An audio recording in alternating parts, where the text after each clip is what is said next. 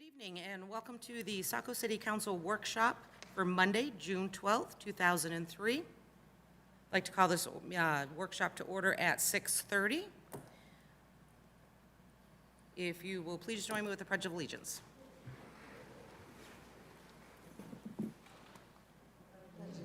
To the flag of the United States of America and to the republic for which it stands, one nation, under God, indivisible, with liberty and justice for all. Okay, next on the item agenda number 3, we do have public comment this evening. If there is somebody who would like to speak for public comment, please step up, state your name and address, and there are 3 minutes for your comments. Okay, not seeing anybody wishing to be recognized. Next item in the workshop tonight, we do have 3 item agendas, the first being affordable housing. And I believe we do have a presentation by city staff that is included in the packet. And I believe, yeah. I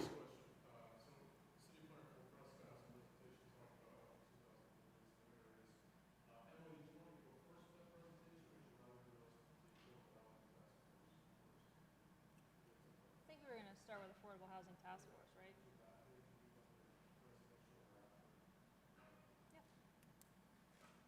Okay, so as you all know, we established an Affordable Housing Task Force, a staff group.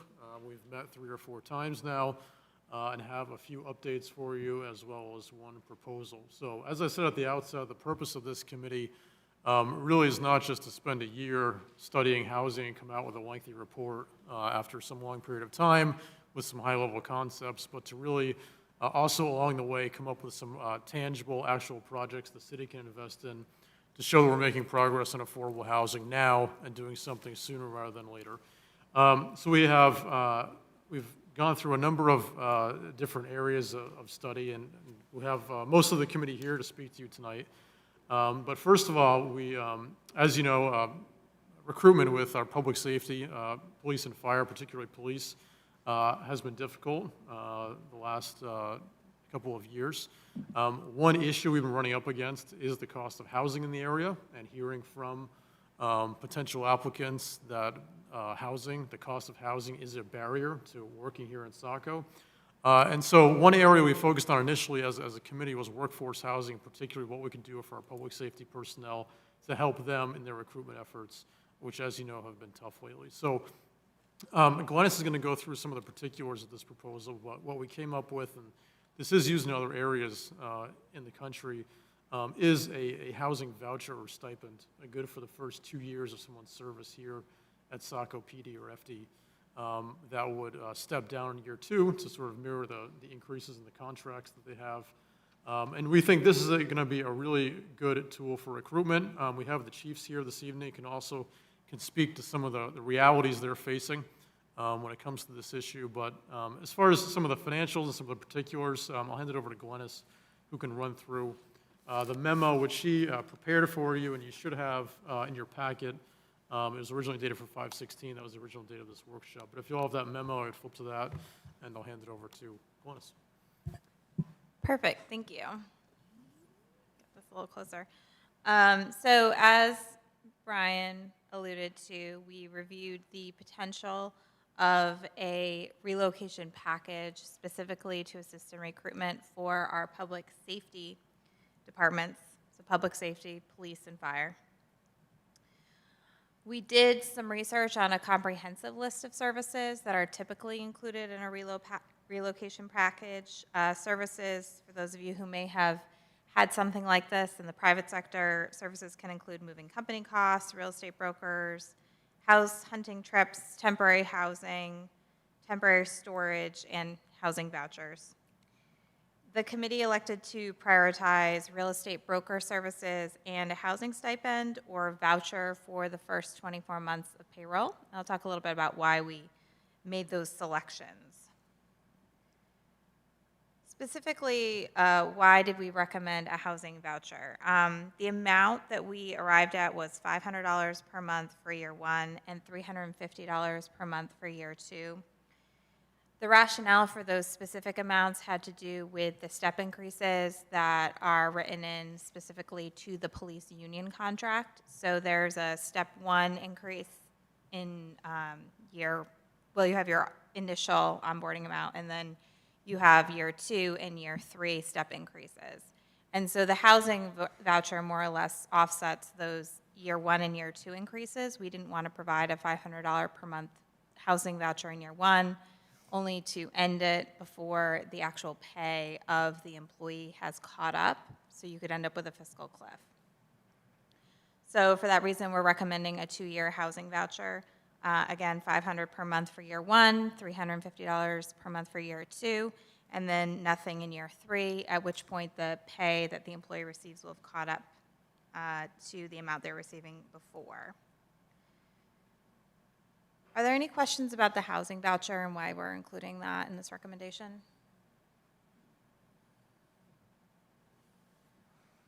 Councilors, just remember, this is a workshop, so you don't have to be called on.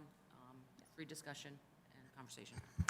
I would just echo, good choice, good rationale. I like the way you played that out, so I'm glad that we're trying to be cognizant of contracts, so that's great. So the rationale for also recommending real estate broker services is simply that the rental market in the area is pretty competitive at this point. I have heard anecdotally that some landlords are requiring background checks before they'll even show the unit to an individual. Many family-sized units are going for $2,500 to $3,000 a month. And in a very competitive rental market, real estate broker is a fairly common service that people make use of. Typically, a real estate broker would charge 1 month's rent up front to assist in placement. In the case that the real estate broker was used by the employee to purchase a home, of course, the cost of that real estate broker service is typically covered in the contract for purchase and sale, so the city would not incur any costs. However, having 1 or 2 real estate brokers available to recommend to employees can just alleviate some of the stress of having to relocate. A couple other considerations in putting the package together. The committee did recommend that we set the radius to qualify for a relocation package to 45 miles from the city of Saco, so more or less about an hour commute.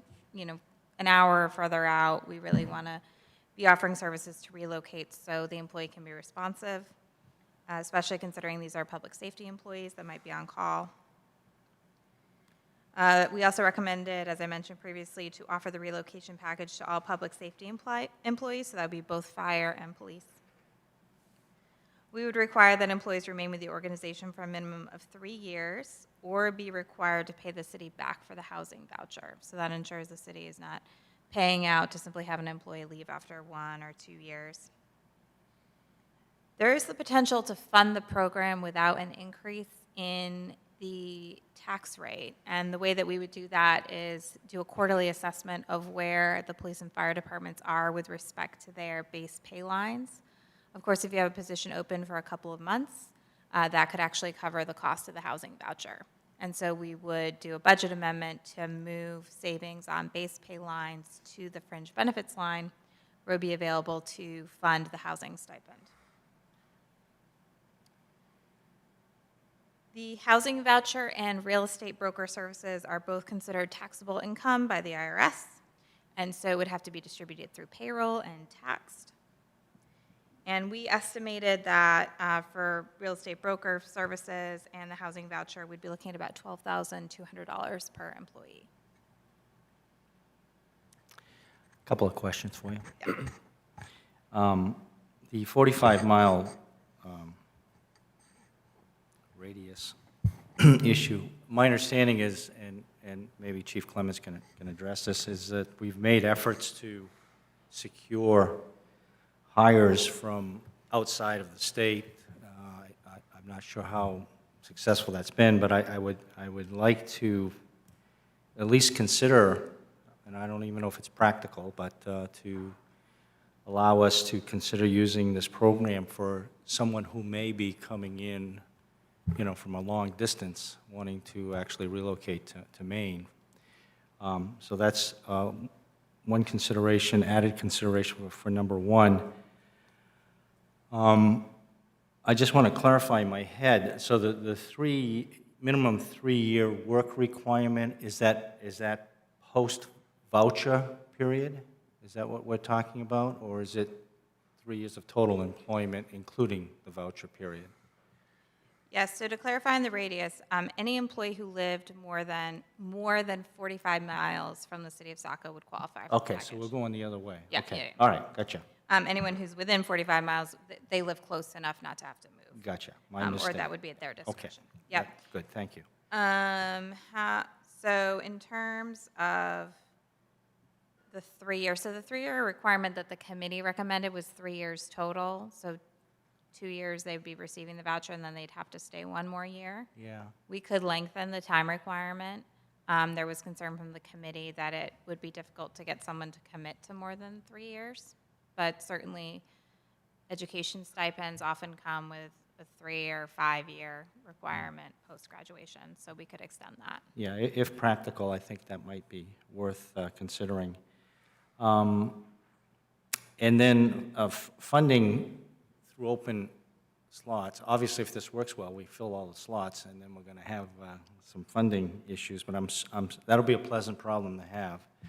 So I guess we can address that issue if and when it comes to fruition. Last comment on the taxability of the voucher, which I fully understand. Some employers will gross that up so that it's a net 500, which means Social Security taxes.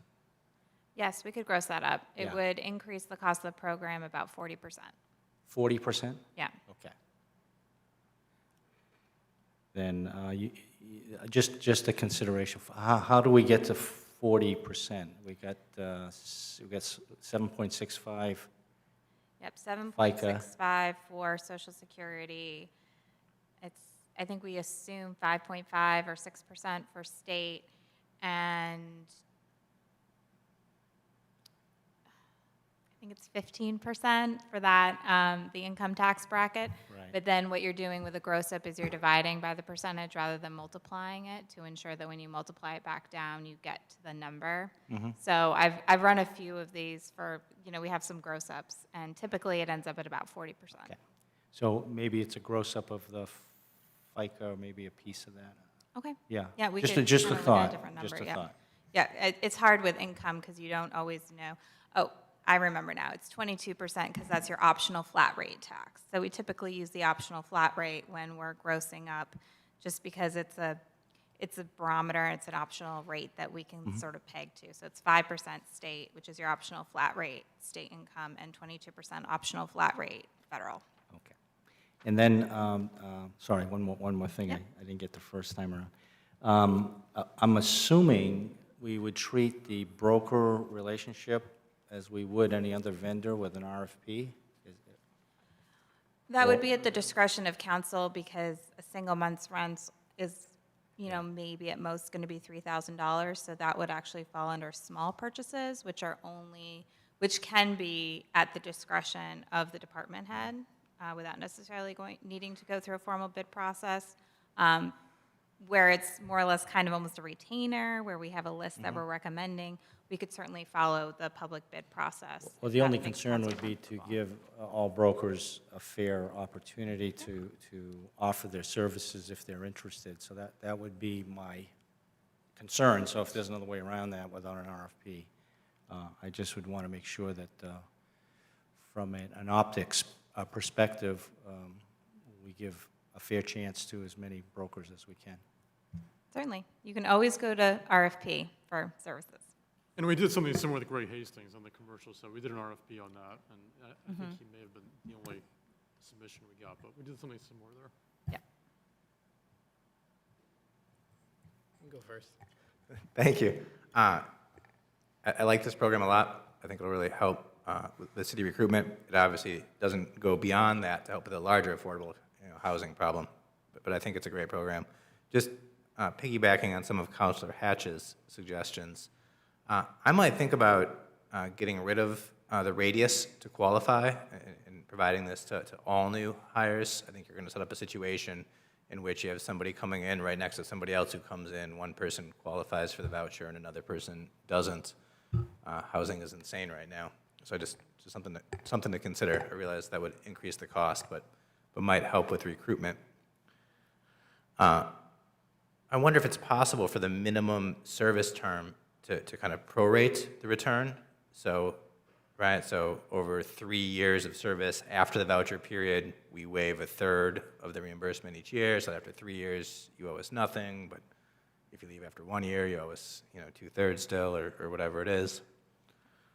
And then just in terms of the broker, could we offer it just as a reimbursement, provide a list of services and reimburse up to a $2,000 cost? That way people have some guidance on what brokers are available, but are free to choose their own. Yes, we could do it on a reimbursement basis as well. Thank you. So I have a couple clarifying questions also.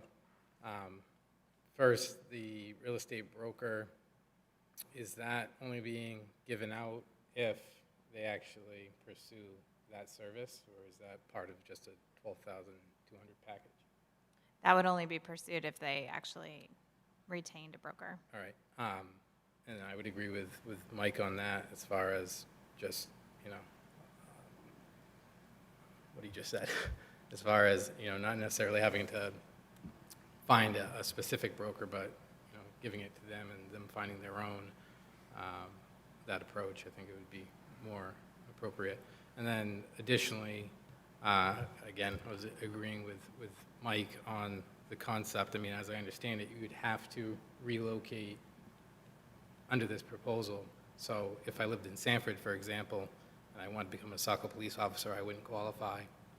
I think if we're looking for a recruitment, you just offer it to anybody that's out there that's interested in becoming a Saco police officer. Otherwise, I think the program's great.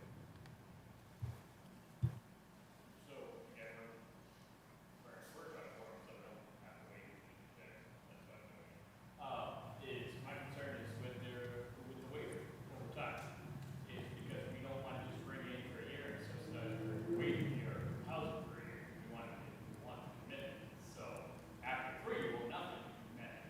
But I wouldn't want you to do 1 year where we keep $6,000 for housing and then you move on to the next job. That's not the intent of this program. The intent is to bring in employees and keep them here for retention. It's not just recruitment, but there's retention. So I'm concerned with if you don't, you leave after 2, it's all or nothing. It's kind of easy program to all or nothing. I'm okay with the distance. However, we typically want our public safety close to us because it's an emergency type profession. So if all of a sudden it's an all alarm, we can't wait an hour for you. So I mean, traditionally we try to get them closer, but I don't see the need for this program to put it in by any means. But I'm concerned that someone just says, "Oh, I'll take the 500 a month, which is $6,000." After they're done, then there wouldn't be a penalty, or there wouldn't be you have to pay us back. Now, I also have another concern that is if someone doesn't get the full $9,000 and they leave in year 3, how are we going to recruit their $9,000 that they owe us? We can't just take their last paycheck because that's not going to cover the bill. $9,000 is significant to municipal work, government workers. We're talking more than a month's pay. How would we actually recoup? But we go into collections, we go into court systems. So that's my concern is how would we, if we fail to meet the demands of this program, how would we actually get it and rather than us not leaving it down the road? Writing off the liability. Yes. it's- Oh, sorry. Sorry. That's something we can discuss, if there is an interest in some sort of recapture piece, but you're also getting 3 years of service out of this person. And so, right. So, I mean, that's a piece we can discuss, but I think as a committee, we didn't really focus too much on that aspect. But, again, this is all for discussion and, there can be.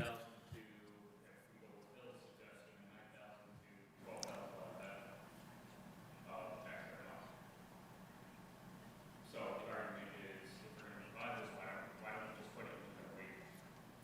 Yeah, so I see your concern about, they're here for a year and a half, we have to claw back $6,000 to $9,000. Typically, when an employee departs, although it's not a guarantee, there are cash outs of sick, comp time, and vacation time, which can get you closer. So if you were to roll those amounts in, if they had accrued, you have your floating holidays, if it's a police officer. So there's a couple of things. Also, you typically have 2 weeks' notice, so that could be up to 2 payrolls that we can claw it back from. Average pay is 50 grand, that's 1,000 per week, that we can claw back 2,000 just from 2 weeks' notice, if they give it to us, because they realize they're gonna be giving it back.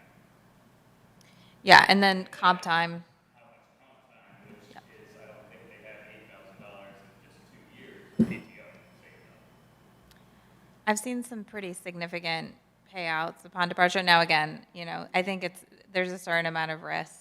If they can't pay it all out of their final 2 paychecks, then we would have to look to billing them after the fact. And the likelihood of collection is lower, so that is always some risk that you take with a benefit like this. And it's for council to determine if the benefits and improved recruitment outweigh the risk of overpaying an employee on this program that leaves sooner than expected.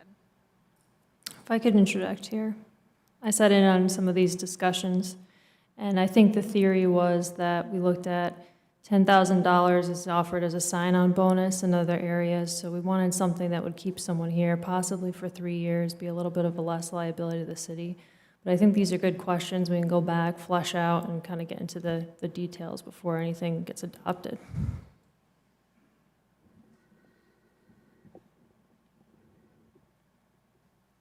Okay, any other questions?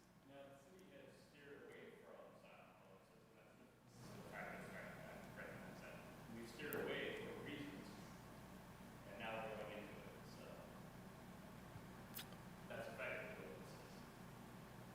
And we've done wage negotiations with unions and things like that. Is it a wage issue, or do we go into this world which all of a sudden what you see a lot, not for this specific term, but what you can see when you start doing sign-on bonuses is coaching. Or they fulfill their minimum commitment and then they get coached to another community with sign-on bonus. I just don't want to be in the rabbit hole Well, between wage increases, bonuses, wage increase, bonus, market adjustment. well, I can see your point, though. We can just have a situation where I know, hopefully this doesn't touch the contract, so we have to renegotiate with the unions, though, but hopefully we can have a situation where it's like, yeah, if it's 18 months in, it's not going to be prorated, or you're going to pay the bulk of it back, and then we take that risk after 18 months. So I think, for the problem that we have and the recruitment we have, and the realistic problem of the price of real estate, that folks would have to actually be, in a lot of cases, on the very edge of that radius to get a place under 3,000 or whatever the market rate is, though. Yeah, we might take a hit on a couple things, though, but as long as we have something that's going to help us get the bulk back in the first 18 months, though. After that, I'm more open to be generous, though, because I figure after 18 months, you kind of know if you like the place or not, though. So all things being fair, though, we can't make it, perfect proof for poaching, that sort of thing. But I think on the 18, yeah, by all means, tighten it up a little bit. However, we have to do that, though. I certainly hope we don't have to negotiate with the union. I certainly hope we treat this as sort of a separate thing that just gets rolled into it, though. But that's for, for however we decide how to do that.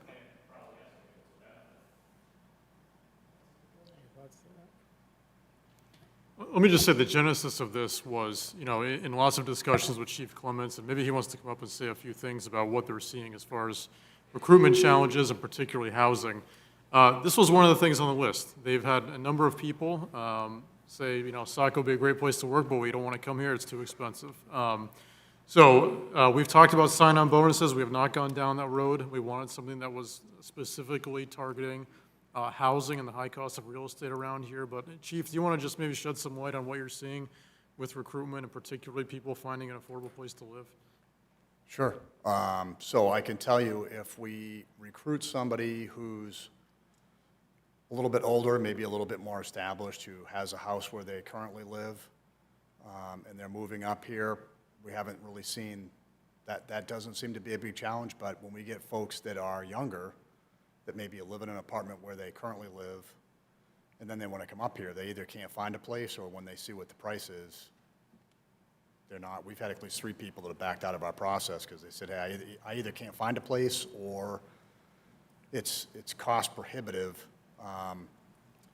We've had some people from Massachusetts that whatever career field they were in were making, pretty good money, and then they come up here and saw that apartments were, in some cases, higher than what they are down there, and then what the starting wage was, and they're like, I can't do that.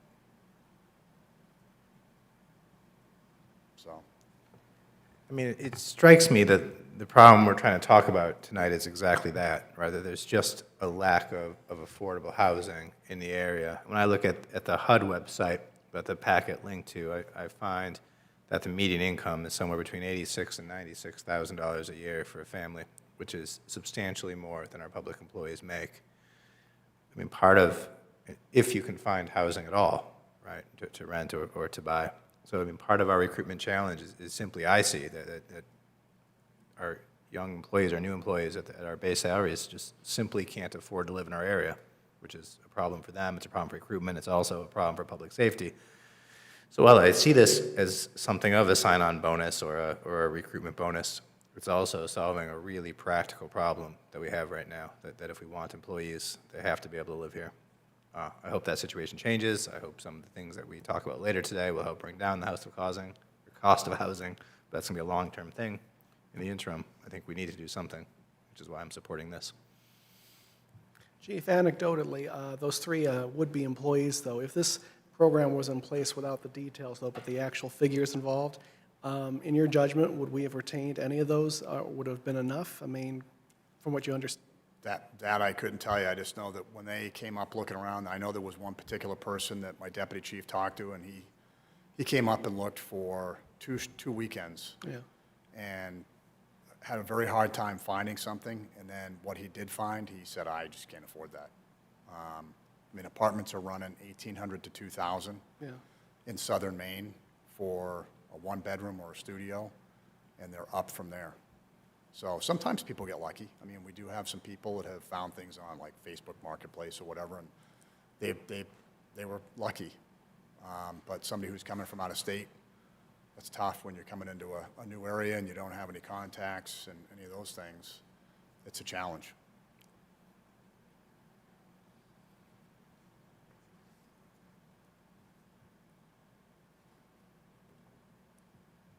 Any other comments or questions? Just thinking about the long term, I understand that the cost of housing is prohibitive right now, but hopefully someday the market's going to readjust and gain some sanity.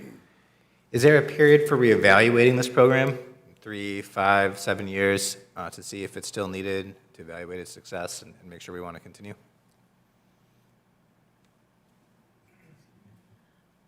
I think that we could set it as a reminder when union contracts are assessed, because again, this sort of ramps down as the union contract step increases ramp up, so that the first 3 years are essentially flat on the public safety police patrol contract.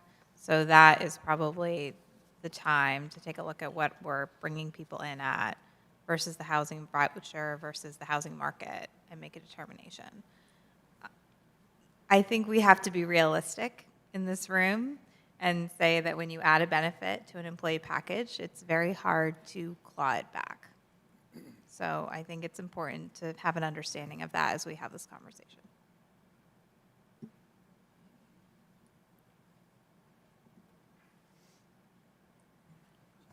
This is really just kind of a legal question, I guess, would this, and I don't know if anybody here even has the answer, would this require reopening the contract with the union? And if so, then, like I said, I'm, generally in favor of it. If so, if the contract has to be reopened, maybe it would just be easier to adjust the starting wages to to compensate for that amount, and that would avoid having to reevaluate the program down the road. Just some thoughts running around in my head, that's all. If you remember, we do have a updated wage and comp study out in the field right now with MRI that we expect results back on some point in the near future. So we'll get a better look at what the regional wages are, and maybe we can talk about that in conjunction with this when we get those numbers.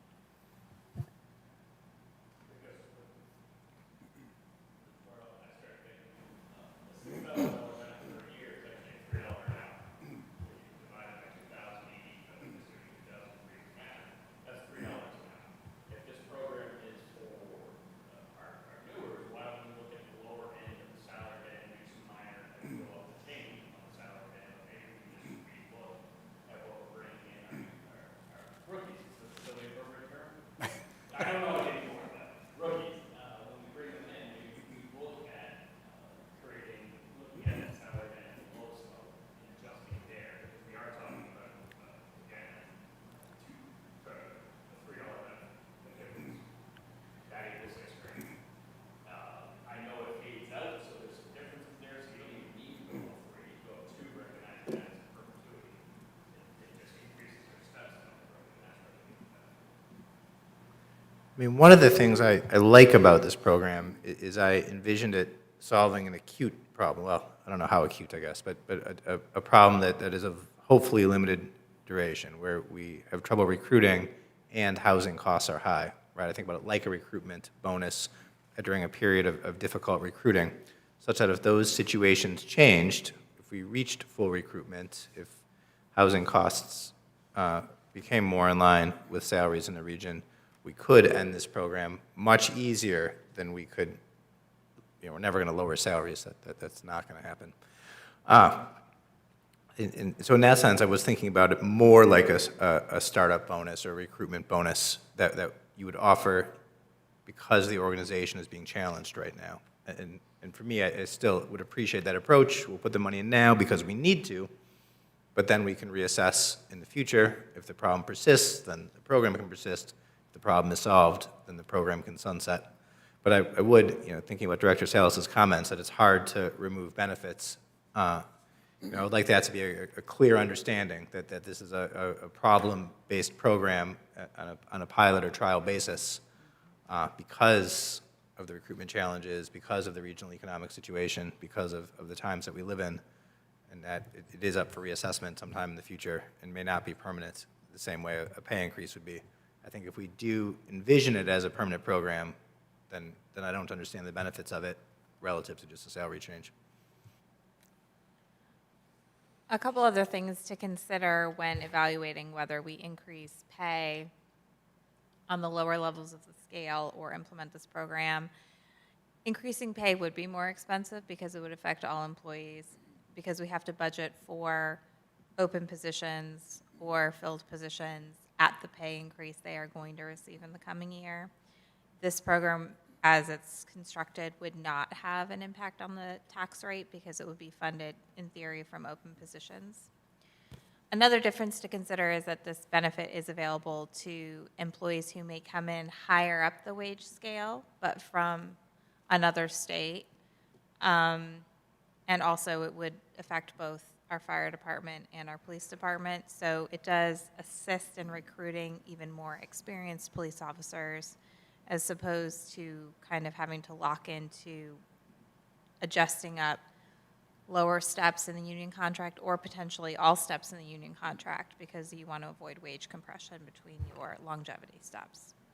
So some other things to consider when we evaluate, do we want to just revisit the wages or do we want to implement a housing-specific voucher program?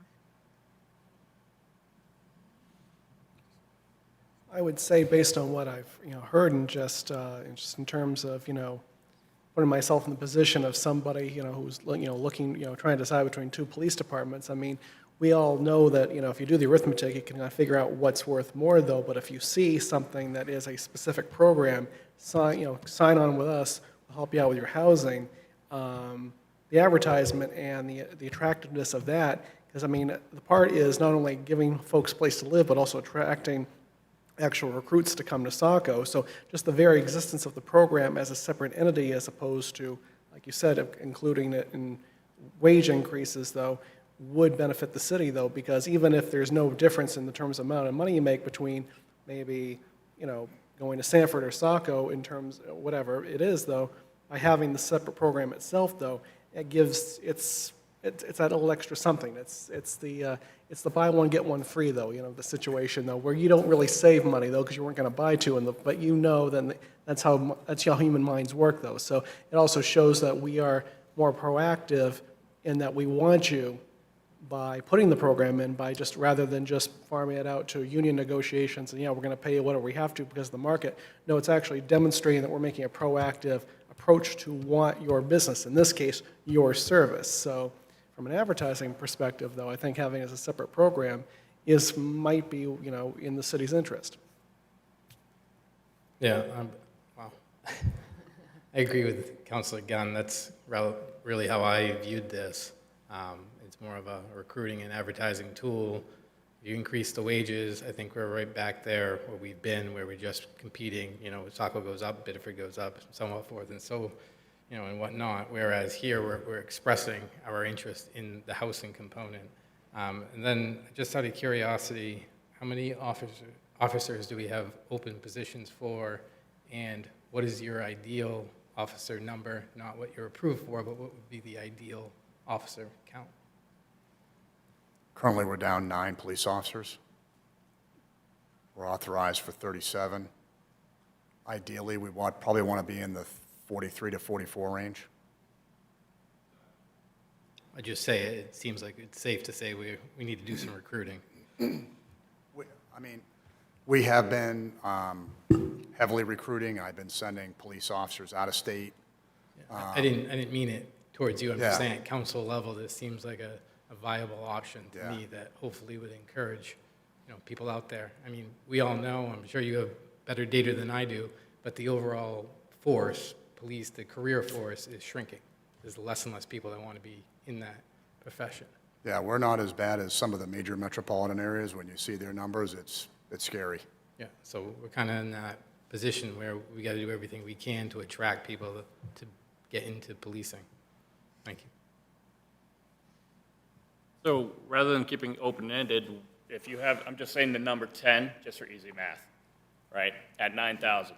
Why don't we just budget 90,000 and when it's spent, it's spent? And again, I just use quick math, do the actual math and figure out what you truly, truly need. And then once you hit that need, the money should be gone. And then it's not an open-ended program. It's a limited funded program. Once the funds are gone, the funds are gone. Is there a reason you couldn't put a sunset on it also? We do it for X number of years, we reevaluate at that point what the market looks like, whether we need to continue it, but put a sunset provision on it from the outset, that we do it for 2 or 3 years, and we check market conditions again at that point and decide as a council to either extend or not extend or modify. I just go for the 3 years and evaluate after those 3 years. We'd have to lean on our communications department to put out information to the press to really get that point home, though, because you don't want to be in a situation for 3 years when all of a sudden you have stories, Saco's getting rid of a benefit when we've already made it. This is sort of like during COVID, though, where everyone made a point of saying, this extra money you're going to get for unemployment, this extra money you get for your housing is temporary, and everybody understood it, though. So we need to go down that line, because the last thing we want to do is have the program sunset, and then everyone starts saying, hey, Saco, what, they don't want our service anymore? So this is something, communication-wise, we have to get just right. Well, I don't think that's any different than any sign-on bonuses. You see those come and go constantly. So as far as a program, again, places every day you'll see sign-on, and they go from anywhere from $100 to $1,000. Prices are changing. So I think that if it were a temporary program for, let's say, 3 years, that wouldn't be an unusual standout point. Yes, I would recommend setting a time limit on the program rather than a budgetary limit where these are union employees. If some employees got in with the housing voucher and some did not, you could end up with some challenges from a union negotiation perspective. I would recommend, so long as the program is available, it be offered along the terms of the program equally to any employee that qualifies. So Glennis, just to be clear, though, you mean anybody, like, when the next 3 years can get into the program, and then after, like, the 3-year period, then it's closed, as opposed to when the money runs out? Yes, exactly. It's just a little bit tricky if someone's that one employee that comes in after the $90,000 has been expended, and one person moved here, the other person didn't. Unions typically want to see pay equity based on experience and programs, and it could create a challenge. Many of those recruitment bonuses that come and go, there's a lot more flexibility if it's a non-union position that's being recruited for, but where this is union, we want to be careful to offer in an equitable way for the period that the program's active. I think it helps that this is focusing on housing, because I have heard, and again, we don't have a sign-on bonus, but I have heard anecdotally from police officers and departments that offer that, okay, you're going to give somebody a sign-on bonus to come here, but I've been here for 15 years. What about me? I think this is better because it's geared towards the housing issue and kind of steers away from that potential issue. Another option that, I don't know if it was thrown out again on a smaller level, do we do a referral bonus for other members of the force that, they've gone to school with these guys, they've worked with them, they know them from other communities possibly, offering a referral bonus? We give them comp time for that. You do, okay. Yeah, we give them comp time, but we can always up that, change it. If they know somebody that might be interested in, they were able to bring them in, and then that person, I know my company, they have to stay there for 9 months before the referral bonus is paid out. That person doesn't get the referral bonus as long as the employee stays, and then it's paid out after. It's not an immediate upfront. So there again, you're putting that pressure of making that person stay for a specific portion of time as well. The movement within state with young police officers is starting to slow down. So when they get out of the academy, and the reason being is that the Maine Criminal Justice Academy has adjusted up what somebody has to pay to get somebody. So if you come out of the academy and it's within the first year, it's like $46,000 that an agency would have to pay to get you to the other community, and then there's a step down over 5 years. So I am starting to see that that's slowly starting to slow down. So you're still seeing some movement from people that are outside that 5-year window that are looking for a change or whatever it may be, but I think agencies that are getting, certified police officers, typically they're starting to get them from out of state. People that are in bigger departments or areas of the country that. And that could be possibly, that 5-year mark. The kids are coming out 2021. 5 years now, they've established families, relationships, whatever, and life has changed. So they're looking for something different. Yep, absolutely. So that first 5-year mark is kind of vital to keeping them on, doing what we can. Yeah, exactly. But that's something that I've seen. They just up the prices, and that comes from the state. So I'm not saying that if we get a certified police officer, that I wouldn't be willing to do that if they're a good candidate. But I am seeing that, like I said, in that first 5 years out of the academy, that's starting to slow down. I think I'm starting to see more tenured police officers that either want to move to a different part of the state or want to change or whatever the case may be. We're seeing them move a little bit. And with Maine retirement system being portable, they can go wherever they want in Maine. Well, I think it's incredibly important that we continue to think about these things and come up with ideas to be down that many officers in our current population, knowing that that's going to change. It's a little scary. So I think we need to do whatever we can to continue to come up. And I know you've all been pretty out-of-the-box thinkers, and I just would encourage you to continue to do that. And if you think you got a good idea, I'd like to have you bring it through City Administrator Cainrath and get it before us. So I think on this particular item, everybody's kind of in agreement that this is a good idea on the face value at this point, and we're just looking for some feedback based on our comments and questions. Yeah, so we'll take the notes, we'll have a discussion, we'll follow up with Human Resources regarding contract implications, employee benefits handbook, and how we roll this out.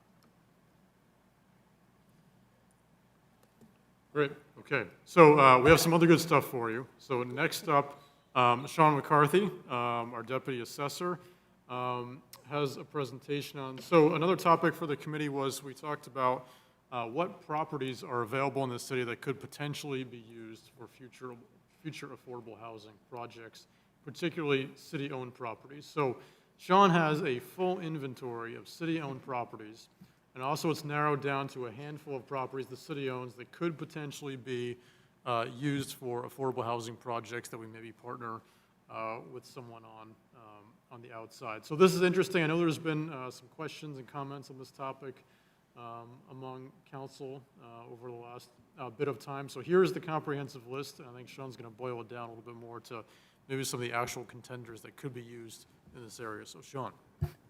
Hi, thank you. So hold on just a moment for me. I'm just working to get connected here. I'd like to display it so you can see. Part of what I did here was create a full inventory list of every piece of land the city owns. My understanding is that hasn't been done in quite some time, and it's kind of hard to keep track as we gain and lose things over time. So hold on just a moment for me, if this will work.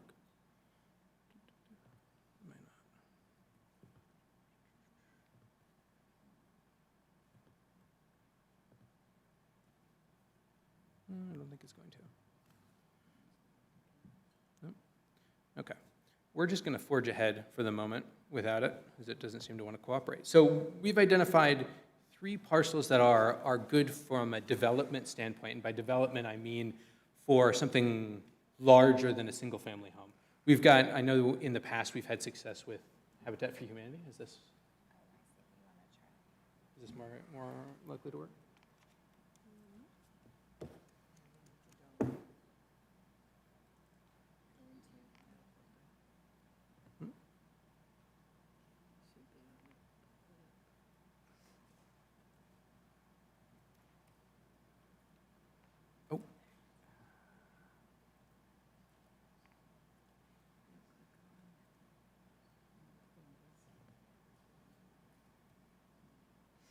And Sean, just to clarify, this is the same list that you provided council on the 22nd of May, I believe it was? Correct. Yeah, though I have So made some council should have it slight. in your email as well.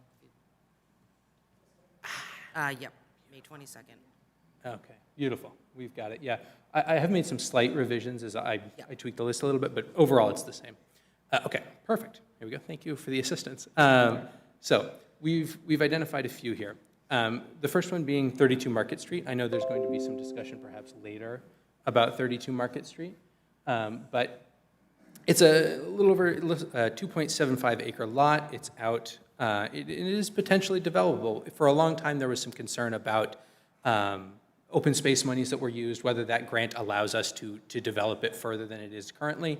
We've resolved those issues with the city attorney, so I believe at this point we are good to go as far as developing 32 Market Street. I've even got, hold on, just to orient you in space, seeing, oh, okay, it's 32 Market Street. What does that mean? 32 Market Street is here, to give you a bit of an example of where it lies on the face of the earth. Hold on. So here we go. It's this corner parcel right here. There is a CMP easement over it, which does limit somewhat, but overall the parcel is perfectly developable. It's in a good central location within the city. You could do quite a bit with it. So it's worthy of something being done with it. Hopefully development, but even if not, something. The big one, probably I think at the moment our front runner is 509 Buxton Road. 509 Buxton Road is 16 acres. It needs very minor work to be made ready for development. I believe the previous owners left some garbage there, but not, to be clear, regular garbage, not tannery, brownfield site kind of garbage. So relatively simple to clean up and develop, and it's 16 acres. So you could conceivably do quite a bit with it. I would say this one is, if not the best, then definitely pretty darn close. This is 509 Buxton Road, so it's a ways out there. To give you an idea, we've got just a bunch of trees. Hold on, there we go. So it's right here, it's this large, sort of weirdly shaped parcel right here. But it's got frontage on two sides. It's in a beautiful spot to put some sort of development into. So that is another real good potential option for us. Finally, as far as like developable parcels, there's a parcel out on Tapley Road. It's 30 acres, it's even larger. It doesn't have access directly through the city. You'd have to go to Scarborough for it. I don't know how we feel about that, but it's large and you could certainly do something with it. This one is, again, we're gonna see, is just a bunch of trees out in the middle of North Saco, but still something could be done with it. Here we go.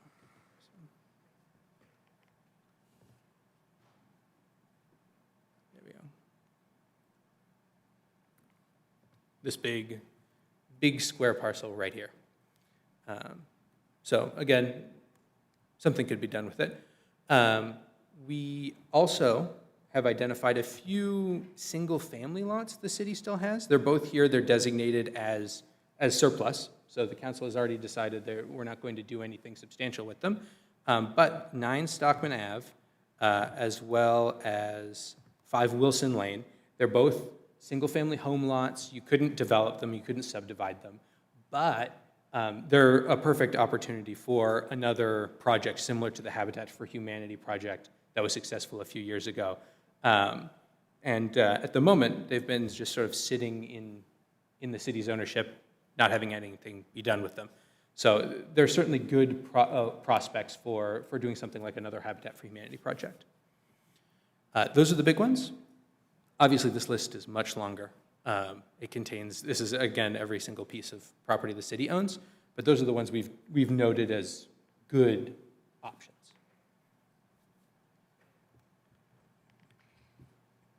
I'm not sure exactly what we're looking for, but I will touch upon some of these properties since I have a lengthy time here with them. The 509 Buxton Road, I would agree that one, we took it for tax foreclosure. I always viewed it as potential several lots. I don't know how many, but there is a stream that runs through it. I do remember that code went out there and there were several barrels of maybe oil, something. I think the Conservation Commission looked out there, but regardless, I thought, that perhaps was something for, something similar to what we did on Marguerite Road with Habitat for Humanity. The 32 Market Street, it's been stated that the issue's been resolved, but hasn't come back to council. The attorney's prior opinion seemed to agree with my prior assessment. I'm certainly fine with it being developed. The challenge remains returning those funds, which is not what Biddeford Housing Authority was interested in doing at the time. So I've pretty much kind of stood pat with that. As long as the monies that were used from that bond returned to the open space bond, then I don't see why it couldn't be developed. Tapley Road, that's a property that many years ago, maybe 5 or 6, it's actually, I believe it's leased right now to the Saco Valley Land Trust. The lease may have expired, but they've been haying that for quite some time. And there was interest from them acquiring the property. I don't see, I mean, it is way out. Anybody that's been out there, and it is landlocked as far from the Saco side, so there's not much access. You'd have to come from Scarborough. And when you look at our comp plan and the state's Growth Management Act, I don't think it makes much sense to put some form of affordable housing way out where it's not close to any available resources. The Stockman Ave, hate to be the buzzkill there on that one, but that property the city acquired back in the 90s when the sewer went in, the foundation was cracked. The city ended up taking the home, but it's been reserved with the concept of the road that I've spoken on many times as far as a bypass road from behind what was Pizza Hut out to Stockman. So that parcel is kind of key to that, getting that road completed. I think I covered most of them, but one property that's not on here, at least I didn't see it, that I view as potential for housing would be the Jordan School, which is over in Pepperell Park. That's currently leased to the Oasis Club, but perhaps we could relocate them and develop that into some form of housing. I mean, ideally, several months back, I was thinking along the lines of what we just talked about with police and fire, perhaps the city creating units there for that purpose. So I just didn't see it on the list, and it seems like a good location, in my opinion. There's several others on here. I could go on, but I think that we've addressed the majority of them outside of 12 School Street, which I think we're potentially already working on something. So I did, if it's okay, just did want to address the question of 32 Market Street, because that had come up in our conversations as well. I did review in detail all the expenditures out of the open space bond issuance, and none of them were ever expended in relation to 32 Market Street. I can go into more detail. It wasn't the open space fund. Okay. It was a land for Saco's future. I'd have to show you. I have the bond. Yes, I went through. 2002, I think it was the first election I voted in. Yes. So I did go through the history of that bond issuance and reloaded the archives from Munis to review the details of the expenditures, and none of the expenditures were expended related to 32 Market Street. And I used as a basis for that analysis the detail within those expenditures, the recipients, and also the timeline from planning as to when 32 Market Street was actually cleaned up. And no expenditures were made from those bond issuance funds during the period that 32 Market Street was being cleaned up. So as far as I can tell from all of the history and the documentation that we have, those funds were actually not expended. I don't know if there was a miscommunication about an intention potentially to use the bond issuance funds, but in the end, they were not they were not expended related to 32 Market Street. So where did the cleanup funds come from then? Because it was used as matching funds, as I understood it, towards the brownfield for that site. I mean, who knows? Yeah. The documentation's here. If I can interject as well, I'd be happy to cross-reference the documentation you have, Councilor Johnston. I did do some history searching as well on my end, and it looked like it was labeled in error that it came from that, but I'd be happy to cross-reference what you have. If you can send the archives to us, it would be super helpful.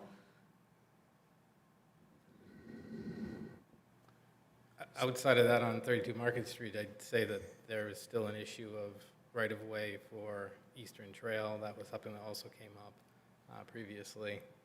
So I would say that that portion hasn't been addressed either.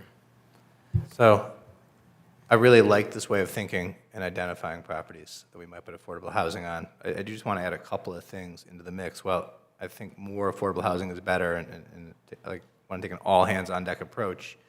I do have some concerns about affordable housing developments per se, and I worry that clustering affordable housing can create some concerns about neighbors. It can also create kind of problematic areas in the community, and I want us to really think about an approach in which we integrate affordable housing throughout the city and throughout neighborhoods, trying to avoid that clustering whenever possible. I also agree with something that I think Councilor Johnston reference, that it's nice if it's within walking distance of services or approximate services, and can really integrate into neighborhoods and the community rather than outlying cluster developments of affordable housing. There's just a number of issues with that. But in terms of these specific properties, I just have familiarity with a couple, and I just wanted to highlight the Eastern Trail issue of 32 Market Street also. And 509 Buxton Road was the target of a couple of Conservation Commission walkthroughs a couple years ago. There are some wetlands in the area, there are some existing trails, there's a ravine that may make building hard, and well, I don't think it's a brownfield or as tannery waste. A small amount of trash isn't how I would describe it either. There is a substantial amount of trash. It was clearly used as a dump for some time, and there are automobiles, and there are barrels, and there are fluids, and there are a substantial cleanup will be needed. I think that we also need to expand beyond the list. I think this is a great starting point, but to be able to look around the city for properties that perhaps are distressed to a point where the acquisition of the property by the city might make sense, particularly if, along with the acquisition, comes some tangible plan of execution and construction. And I think that, I've said this a zillion times, we can't rely on private developers to solve our affordable housing problem, because they just won't do it. Economically, it doesn't work for them, so I'm not blaming them. The way we're going to bring a decent quantity of affordable housing to our community is to forge public-private partnerships. And so we're doing that, we're doing that on Upper Elm Street. We've got a project coming down the pike, hopefully, over 55. It's a LIHTC deal. I think that if we as a municipality can locate a property or two that's of substantial size, that's distressed, and move forward to perhaps acquire it would be a good strategy. And I can think of two just sitting here that I drive by frequently. I've mentioned them to City Administrator Kainrath. That would be, I think, incredibly well-located sites for multi-unit affordable housing. So I would encourage you, this is great, I would continue to keep our eye on this, but I also think that we as council and employees of the city, you're driving around the city, if you're on the task force, maybe you see a property, you say, oh, gee, maybe that's something we could at least take a look at and try to figure out if it's worthy of public acquisition. While I agree we can't expect the private sector to help tackle affordable housing on its own, I think there are some incentives and strategies the city could utilize. I think inclusive zoning is one, where we expect all new developments to have some portion of affordable housing. I would be a fan of that. I think providing density bonuses to development that incorporates affordable housing would be another. I think relaxing some of our setback and parking requirements for developments that include some affordable housing would be a third. I think the proper incentives could go a long way also, and I would encourage us to utilize some of those tools. And to be clear, across the community. So we're talking about the entire city of Saco trying to find opportunities.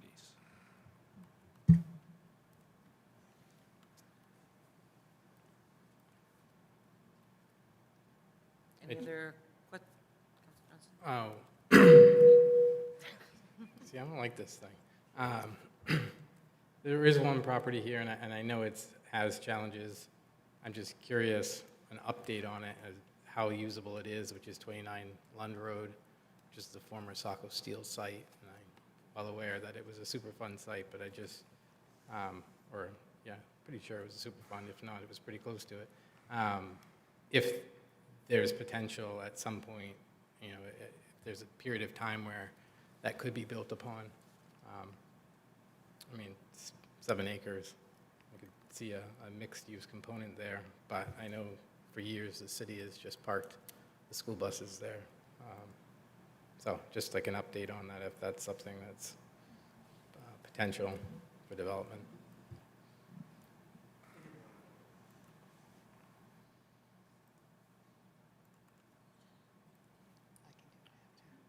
So anything else on this list? Otherwise, we can move on to Tracy, who has some further housing updates, maybe some good and some less good. Let's see. So to answer your question on the Lund Road, is that where the building is there and we use it for storage? We can't build there. So we can't I had a just- lot of waste back when I was a child. We, that does have it, it did go through the environmental, and it does have the letter, and we, That's forever. So yeah. So we, cannot be built unless on we it. want to spend the money to haul everything off. I mean, you always can do that when you have a site like that. You can go through, DEP, and go through and say, okay, we're going to dig and remove the soils and everything, but that property is capped, so it will have to remain capped. It gets utilized as far as, it does become a benefit to the city because it is utilized for space, for equipment. It's also utilized as a place for a snow dump. I have gone out, checked the site out a few times with Pat Fox, and in looking at it, it definitely is one that if you take that site away, then you lose some of that as far as the benefits that it does to the city more come time in the winter time. Right now, the plows and that are stored out there, and it does become value in the sense I've had people ask about putting solar panels out there. But we can't disturb it. While we're out in that area, then, what about the property directly across the street that was utilized for years for cars? It's like a scrap yard. It's been vacant for That, least yeah, 15 and that years. one is under ownership as well. That one, again, when you look at these properties, they certainly have potentials. And again, it goes back to entertaining and looking at some of these properties and, are they a benefit to us? Again, a developer wanted to do something out there with solar panels and was trying to reach out to the property owners about putting a solar farm out there. When you get into some of the sites that have environmental issues, that's what they're doing with them. They're basically putting solar panels on them. It's because there's less maintenance, then they don't have to get into, digging the dirt and, and moving anything around. So they just kind of lay things on top of it. But again, I look at that one as, yeah, definitely, I'd like to get my hands on that one also and put it through the Brownfields program. As you're out there and you're looking at different properties, and again, if you're looking at properties that's saying that could be potential of us acquiring, we do have a $500,000 grant to use to go in and do that assessment in those phase ones and those phase twos. And then hopefully the idea, if they are some troubled sites, we can turn them around and develop them and put something there. Yeah, that's kind of where I was going with that. Yeah. Because I viewed that site along with the back portion of what used to be the DPW site as a potential area, again, with some zoning changes to allow some housing along with, mixed business there. And I think once we get started, I'll be putting together the RFQ that will be going out for qualifications. And once we bring, or consultant on, those are the types of things we're going to be looking at. Okay, what are these potential properties, and can we acquire them? Put them through the program, because again, taking away that risk, but also cleaning them up. And there is definitely a lot of properties that I've seen, going around to the different areas and go to Councilor Hatch, and some of the ones I see, I usually check in with Dave and says, where are we at with this property? Are there any issues? Is it vacant? Is it just sitting there? Sometimes things are caught up within probate. So you've got to wait for that whole scenario Or to kind of go foreclosure. through as well. Or foreclosures, exactly. I think So- we're going to see a spike. So those are things, coming. where with the bringing on a company, and now that I do have a new person within my department, I have expanded a little bit again. So I'm excited to kind of get on board and look at some of these things. But to go back to, when we were meeting and going over some of the properties, both Emily and I met with Habitat for Humanities, and they want to look at doing, like 3 to 4 projects a year. So they're looking to kind of up there as far as doing projects. We brought the issue to them, what we're looking at. We also looked at as far as on our public safety and having housing for that as well. So they certainly want to partner with the city, and they're not looking for the city to just kind of, turn over property for them as well. This would be looking at, selling the property to them, getting it back on the tax roll, and having something be developed there. We also met with the Housing Authority, again, 90 Temple Street, that's in the queue now, and they're looking to do 8 units with a community living space. The community living space is going to be the bathroom and the kitchen. So it's going to be kind of like single, again, for a young professional kind of coming into the area and needing something to get started, this would be the perfect place for them. Do we have an have- estimate on that? Sorry? Do we have an estimate on that? like completion, even any type of work, because they've had it for They have 4 had it, years? yeah. They just went in March and submitted to the state. As far as, Emily, do you have anything more? They're hoping to do something this fall. Yep, in 2022, they actually in spring got a approval through Historic Preservation Commission for the interior layout of this facility. It looks very nice. Looks like council, I believe, intended it to look. So that's very promising. So that's approved, and when Tracy and I met with them, they had filled out their grant application already, and they had hopes to do work in the fall, depending on the success or not success of that grant. And they also have interest in doing additional work in Saco and interest in other properties as well that we discussed with them. Has there been any conversations about rejoining their board? We were like a actual member of that organization.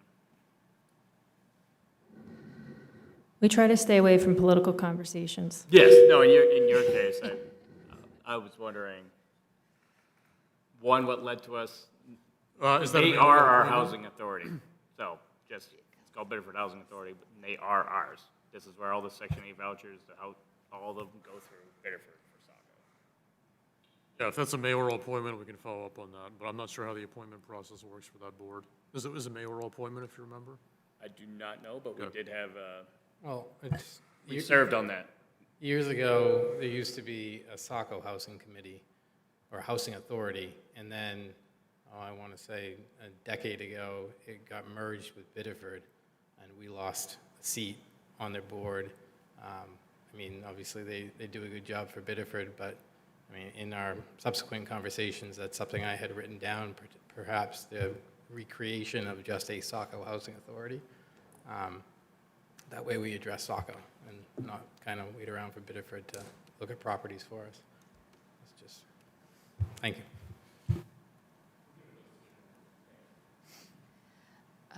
Brian and I also met with this was kind of cool actually, with a developer, and there isn't a project in the area, and they chose Saco to kind of partner on, and that is doing 3D concrete printer company, where they basically come in and they print houses, and they're made out of concrete.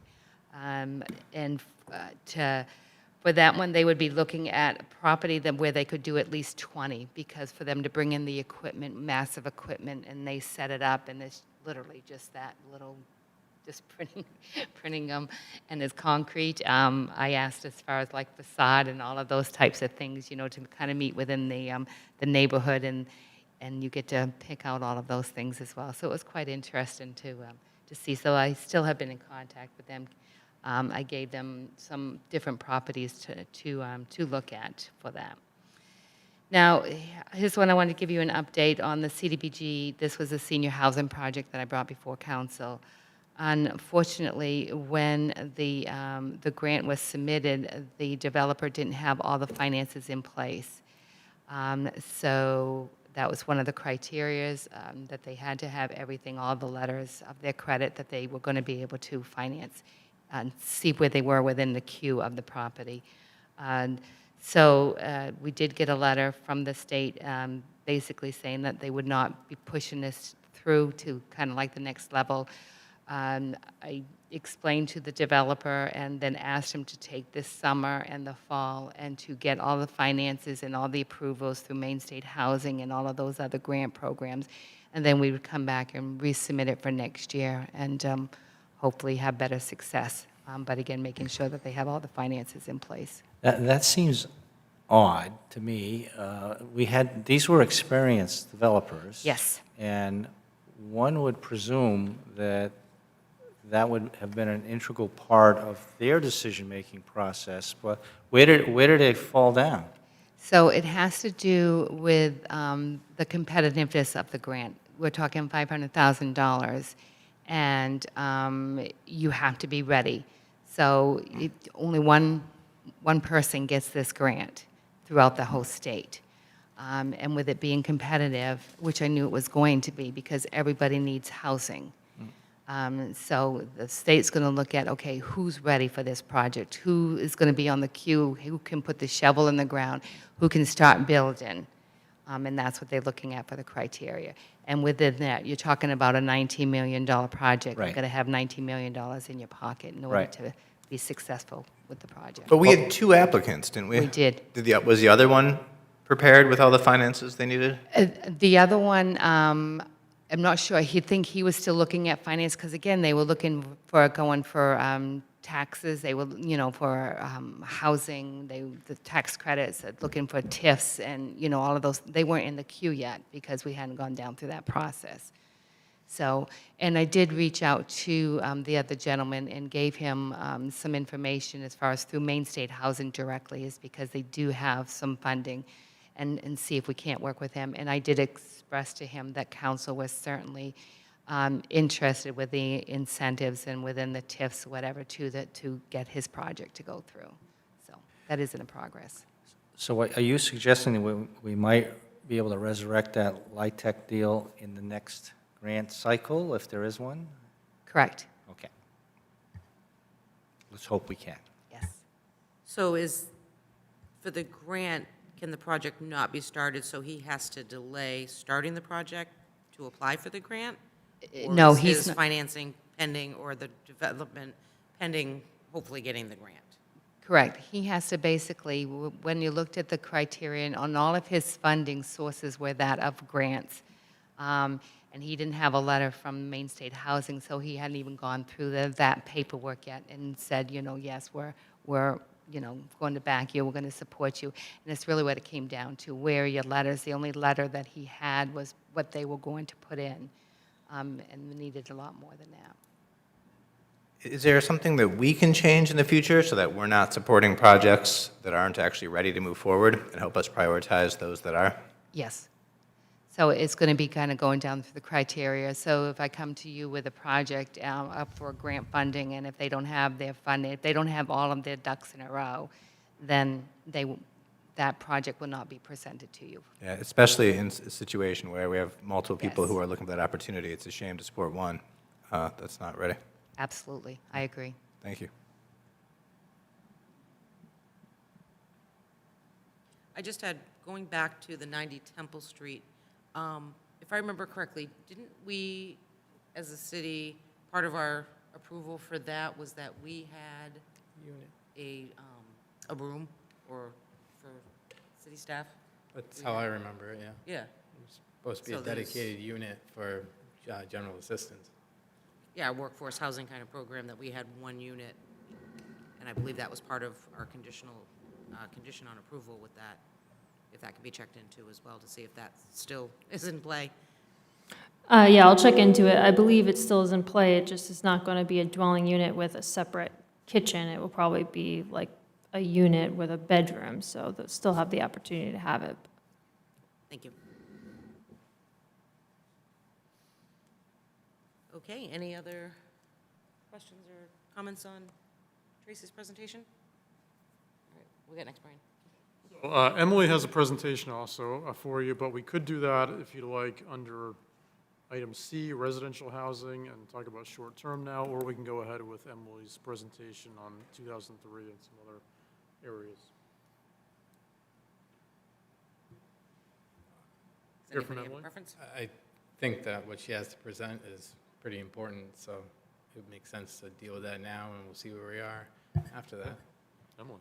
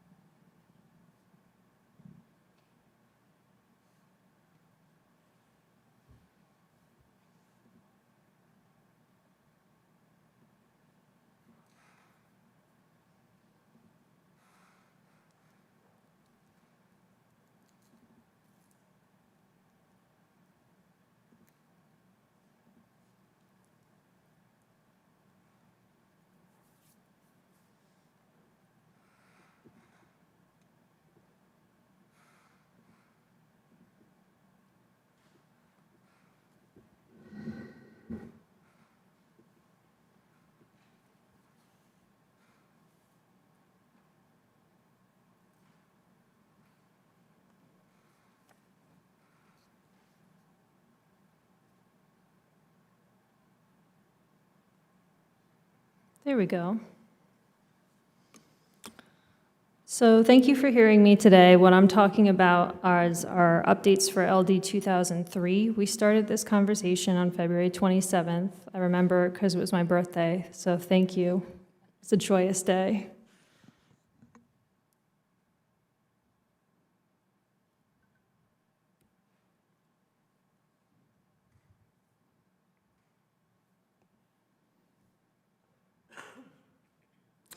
So since that workshop, we have had the state's final rulemaking, which became effective April 18th.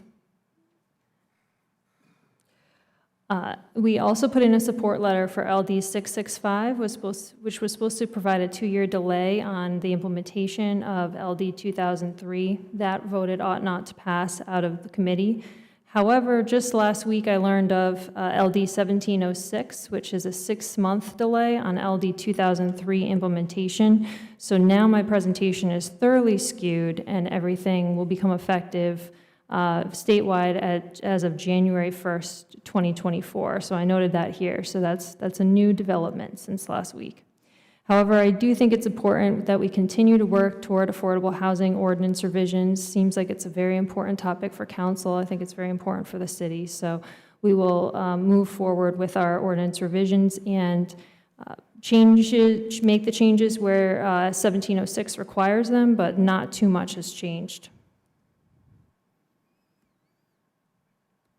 It's also important to note that July 1 or January 1, it doesn't matter. As soon as that law becomes effective, it will become effective statewide, and it will not matter what is on your zoning ordinance books. Just some recap that we did from our February 27th workshop was we talked high level about the comp plan goals and their connections to affordable housing. The technology here is a little bit delayed. So hopefully you're following along.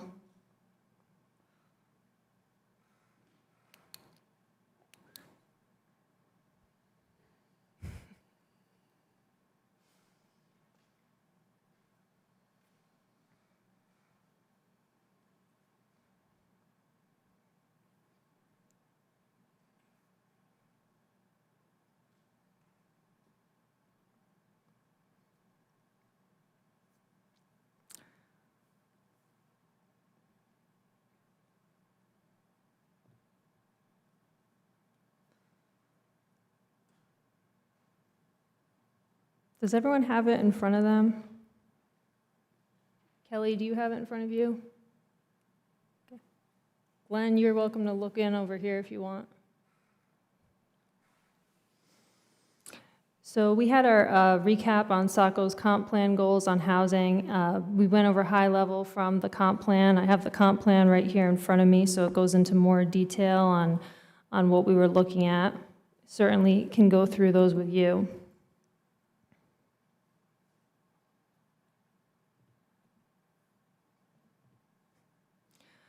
Some other recap items, we talked about short-term rentals, especially related to ADUs, accessory dwelling units. We talked about the timeline of ordinance revisions relative to the July 1st state law effective date, which is now January 1. And we talked a little bit about affordability incentives, as well as creating info sheets for wards. As far as short-term rentals, answering the question relative to ADUs, we did go back and I verified that our ordinance already does have a no less than 30-day rental requirement. So basically, our ordinance already requires that we do not have short-term rentals. For timeline of ordinance revisions, we know that's now being extended to January 1. And then for affordability incentives, everything that we've talked about tonight here is very important, and we'll be looking forward to presenting more information in the coming weeks. The other thing we talked about was creating some info sheets for wards, so I'll share with you some progress on that as well. I now have a new click share, so we'll see how this works.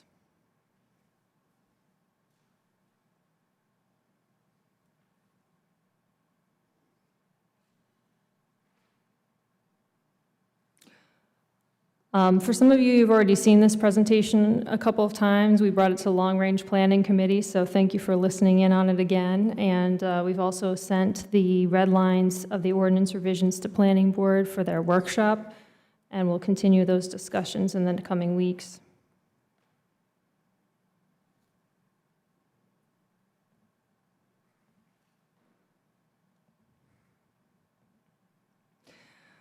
I really wish we could show this slide on the screen, but right now I'm on the Saco's growth data slide. I asked the assessing department for some help pulling up the number of dwelling units added per year, year over year, as well as the assessing records on commercial square footages added year over year. I thought it was important to get a snapshot in time of where Saco is, and this data takes us from April 2020 to April 2023 and shows that we've had like a steady increase in number of dwelling units each year, but nothing astronomical. Of course, this could change as LD 2003 revisions come into play, but at this point, since April 1, 2023, we've added 124 dwelling units per year. And then the commercial square footage amount has gone up steadily, and you got a snapshot there from 2019 to 2023.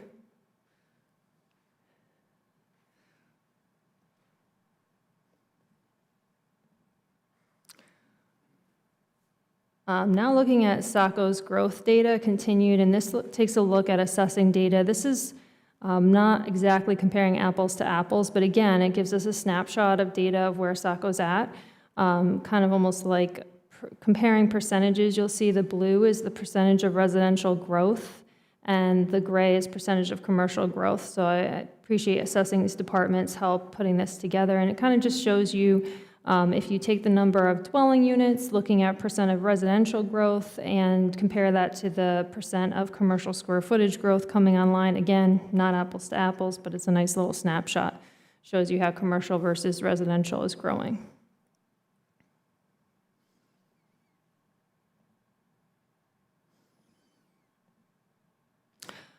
The next slide, Saco's growth data continued, shows you some community population trends.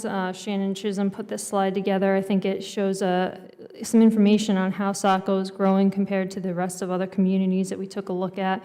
We tried to pick communities that were growing and that we could find data for, so we looked at Sanford, Westbrook, Biddeford, and Scarborough. All these communities we felt were growing pretty quickly, as well as, in some cases, offer similar types of housing and dwelling unit availability like Saco.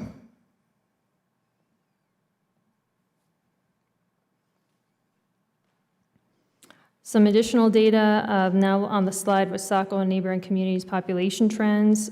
We looked at the number of dwelling units approved over the last year. These were approved by the planning department. There were 237 dwelling units approved. Not all these units will come online at one time, as we've seen through permitting records. We also took a look at the number of ADUs, because I know there were a lot of council questions from the February workshop as to like how ADU changes happened after the 2021 ordinance revisions. Those revisions allowed ADUs to be detached and allowed them to be in certain areas of the city, where before that revision they were only allowed to be attached, and they were a little bit more restrictive on where they were sited.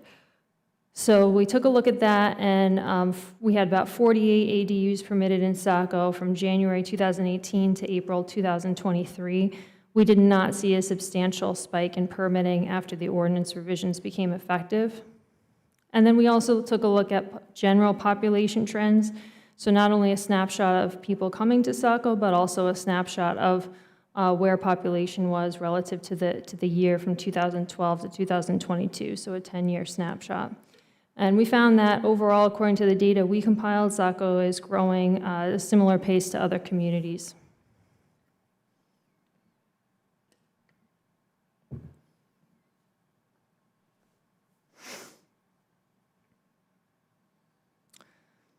ClickShare may not be working, but you can say that you have sat through a presentation that has many awkward pauses. As far as LD 2003 revisions, now on the page about LD 2003 revisions at the top and staff recommendations along with that, we took a look at what we needed to do to comply. We'll say Saco is in a pretty good position comparative to other main communities.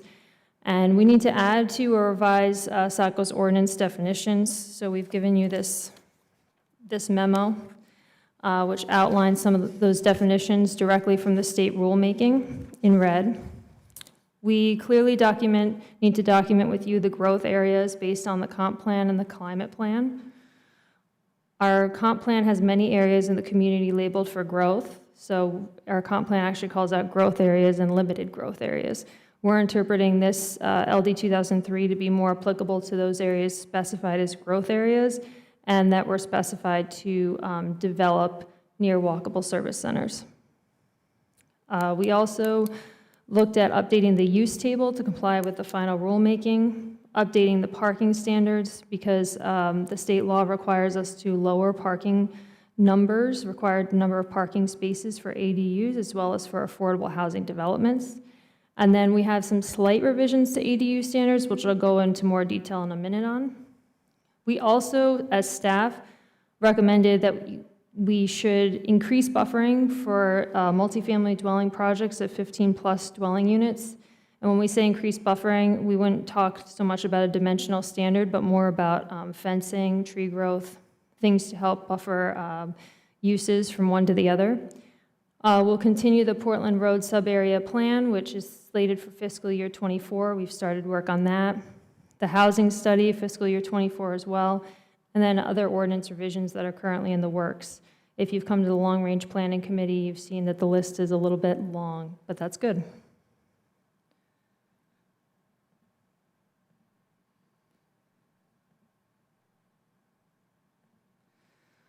As far as ADUs, to comply with the new law, we updated the parking standards, you'll see according to the memo here. We removed siting restrictions. Currently, our ordinance says that the ADUs have to be sited to the side or to rear of the home. That is no longer allowed per state law. We are also recommending as staff, again, it's not a requirement, that we increase the size maximum of ADUs allowed from 800 to 1,000 square feet. The reason why staff is recommending this is because it's pretty difficult to get some of the elderly accessible spaces in 800 square feet. Usually you want your hallways to be a little bit wider to accommodate wheelchairs. Usually your bathrooms are a little bit larger also to accommodate wheelchairs. So the theory was, in the spirit of providing greater affordability options, we can increase those sizes just a bit to help accommodate aging in place. We are also recommending that, based on state law, affordable housing developments follow the definition of state law to be compliant.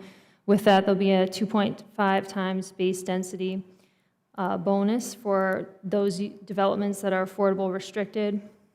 We'll have reduced parking. It'll be 2 spaces for every 3 units in affordable housing developments.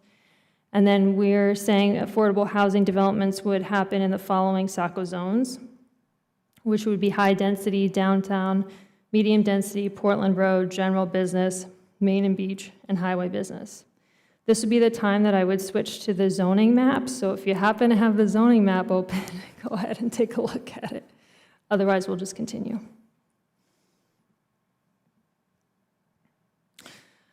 Notes on affordability: to be eligible for the affordable housing development projects, there would have to be a 30-year restricted requirement. There will be some monitoring compliance that will be required either of a private company, the state, or the municipality. For most of these projects, I truly believe it will be the municipalities.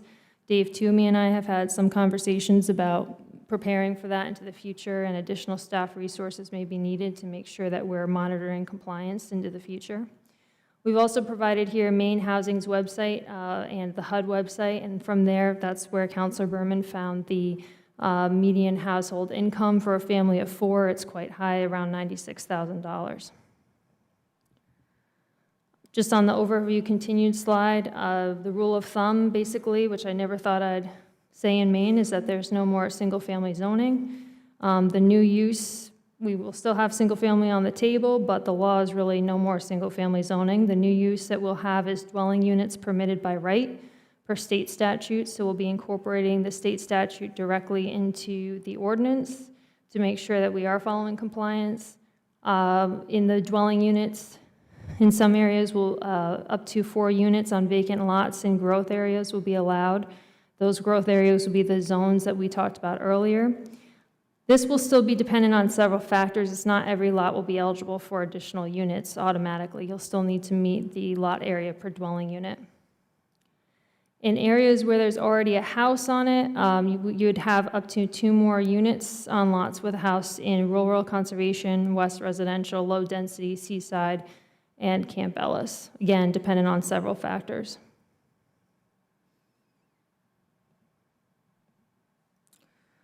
So I'm on the next step slide. We'll get initial feedback from council. We've already received some very high-level feedback from Long Range Planning Committee. There was some general support at high level from increasing the ADU size from 800 to 1,000, in reviewing what we had so far and kind of moving toward a positive direction on all of it. We'll work with the planning board on ordinance revisions in the public hearing process. We'll return to council, to you all with ordinance revisions for the reading process. And then, of course, along the way, inform residents about the state law's required revisions. We have a housing tab right on our planning department webpage.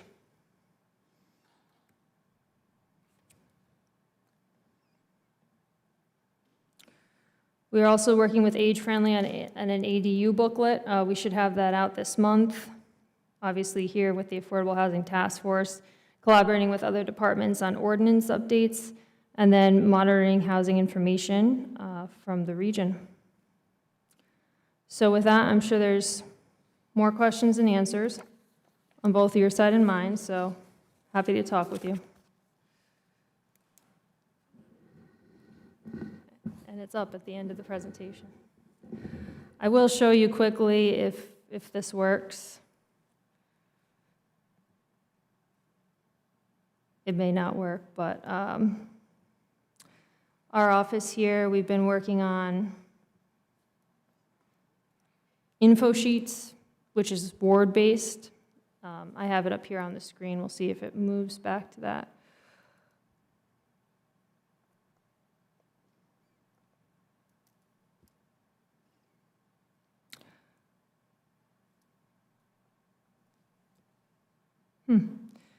So we'll be happy to send these out, get some input from everyone, if they're helpful or not. Shannon's been working on compiling the data so you can look at your ward, look at the zones that are in your ward, and might help people understand more of what the state law requires, and we're doing some based on the zone as well.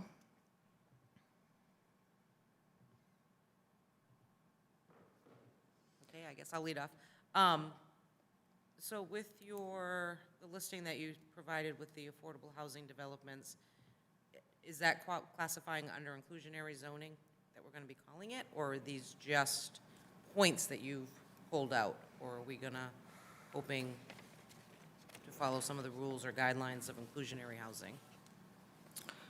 So the memo that we put together, the items, I think what you're asking is, will affordable housing development, where will that go in some of these items?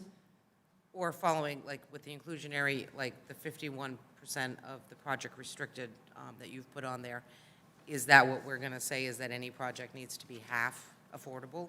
Or are we going to then look at something different and say, you know, whether it be a percentage or a certain number of units based on a size, offering incentives to developers coming in? So what that will do, I think to answer your question, is that's the definition that we will adopt in our ordinance from the state. And then there's a corresponding use that goes along with that in the updates and clarifications to use table section of the memo. And so that'll be a whole separate definition, just affordable housing development. And what it will do is it will mimic, it will be allowed anywhere multifamily is allowed to comply with the state law. And with that, developers will be able to tap into 2.5 times the base density. So it will be an incentive to allow for additional units to be developed. They will also be able to do fewer parking spaces on the lot, so 2 spaces for every 3 dwelling units if they comply with the 51% affordable requirement. But it would not require all developments in Saco right now to be affordable. Just to clarify, right now, when LD 2003 comes into effect, in a growth area, somebody could develop up to 4 units on a lot. And if it's affordable, it can be 2.5 times that, making it 10 units on a single lot. Is that what we're saying here? So close. If it's affordable, then what happens is it actually taps into 2.5 times whatever you're allowed to do is the base density. So if you have a 20,000 square foot lot, in some zones, you only need 5,000 square feet per dwelling unit. You could right now put 4 units on there. So you'll be able to do 2.5 times that, 10. So there's almost about 3 sections to this law. Code and Planning workshop this about a month ago in my office, and we broke it down into 3 different items. One is ADUs, one is affordable housing developments, and the other is dwelling units allowed where single-family zoning is allowed. So it's pretty comprehensive. All of it is to help foster different types of housing and different ways of achieving affordability in your community, but it really has three facets to it. But just to clarify, this isn't a Saco proposal, for example, for inclusive zoning, like Councilman Pell was talking about. This is the direct result of LD 2003. It's a state mandate for which we're about to comply. Right. The only thing that is like Saco specific, the only items are we would like to increase, we're recommending increasing the ADU size from 800 square feet to 1,000 square feet. We're recommending ADUs be at least 400 square feet because it's pretty hard to squeeze into something smaller than that, although it can be done. And then we are recommending that there be some additional buffering standards specific to Saco's ordinances once you hit 15 plus units. Those buffering standards are not yet in here.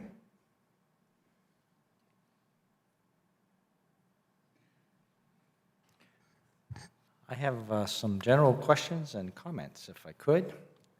And I'm old school, so I actually printed it. I saw everything you were talking about. And in no particular order, I'm just going to go through as I was jotting down some notes. The short-term rental issue, you indicated that it's already a matter of ordinance that not less than 30 days rental, if I heard you correctly. And are we able to successfully monitor compliance to this? No. Okay. I appreciate the honesty of that response because that's what I expected. All right, so I think that, and I think it's in here someplace about long-range planning around these various issues are going to require us as a council to think about staffing to a level that we can comply. We already know how people comply with speed limit signs on the streets of Saco, so simply having an ordinance doesn't necessarily mean we're going to have compliance. On the growth data, just a point of clarification, I'm assuming, and correct me if I'm wrong, I'm assuming that larger non-owner occupied residential properties are categorized as dwelling units, or are they categorized as commercial? I'm looking at your chart on Saco's growth data.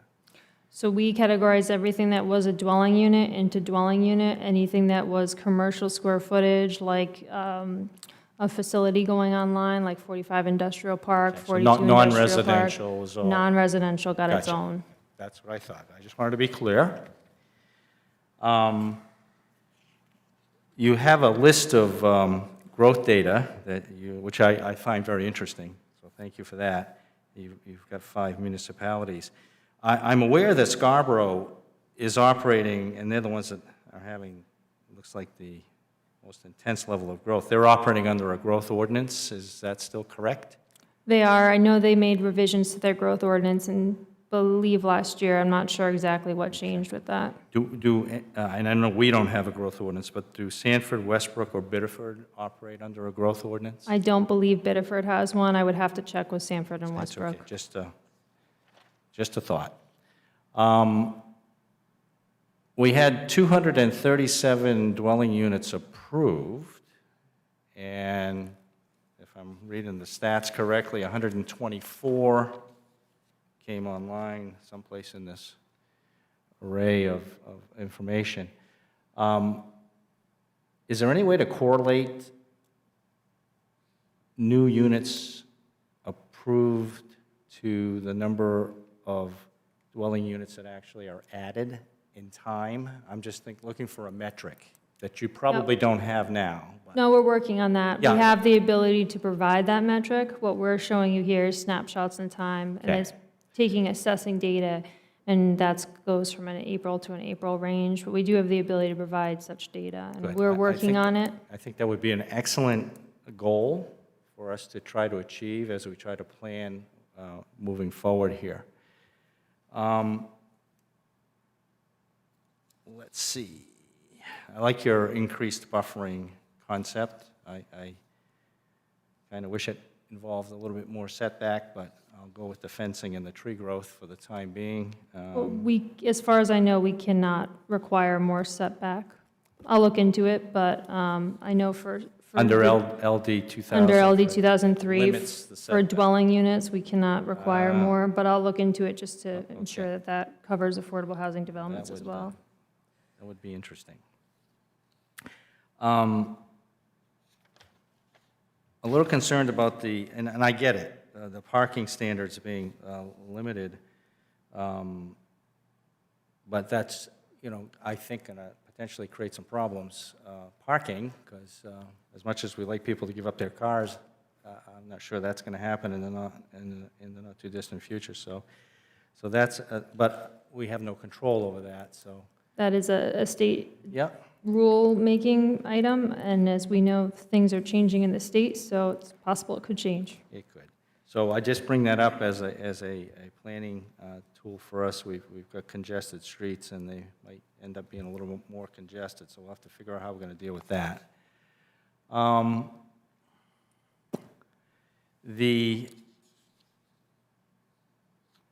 The issue of growth areas, it seems to me, if we are in fact going to integrate affordable housing throughout the community, that we might, want to take a look at our zoning provisions. It seems counterintuitive to have a low-density district when we're trying to build density, although I see that we can build that 2.5 times if it's affordable. So that's just a thought I'm going to throw out there.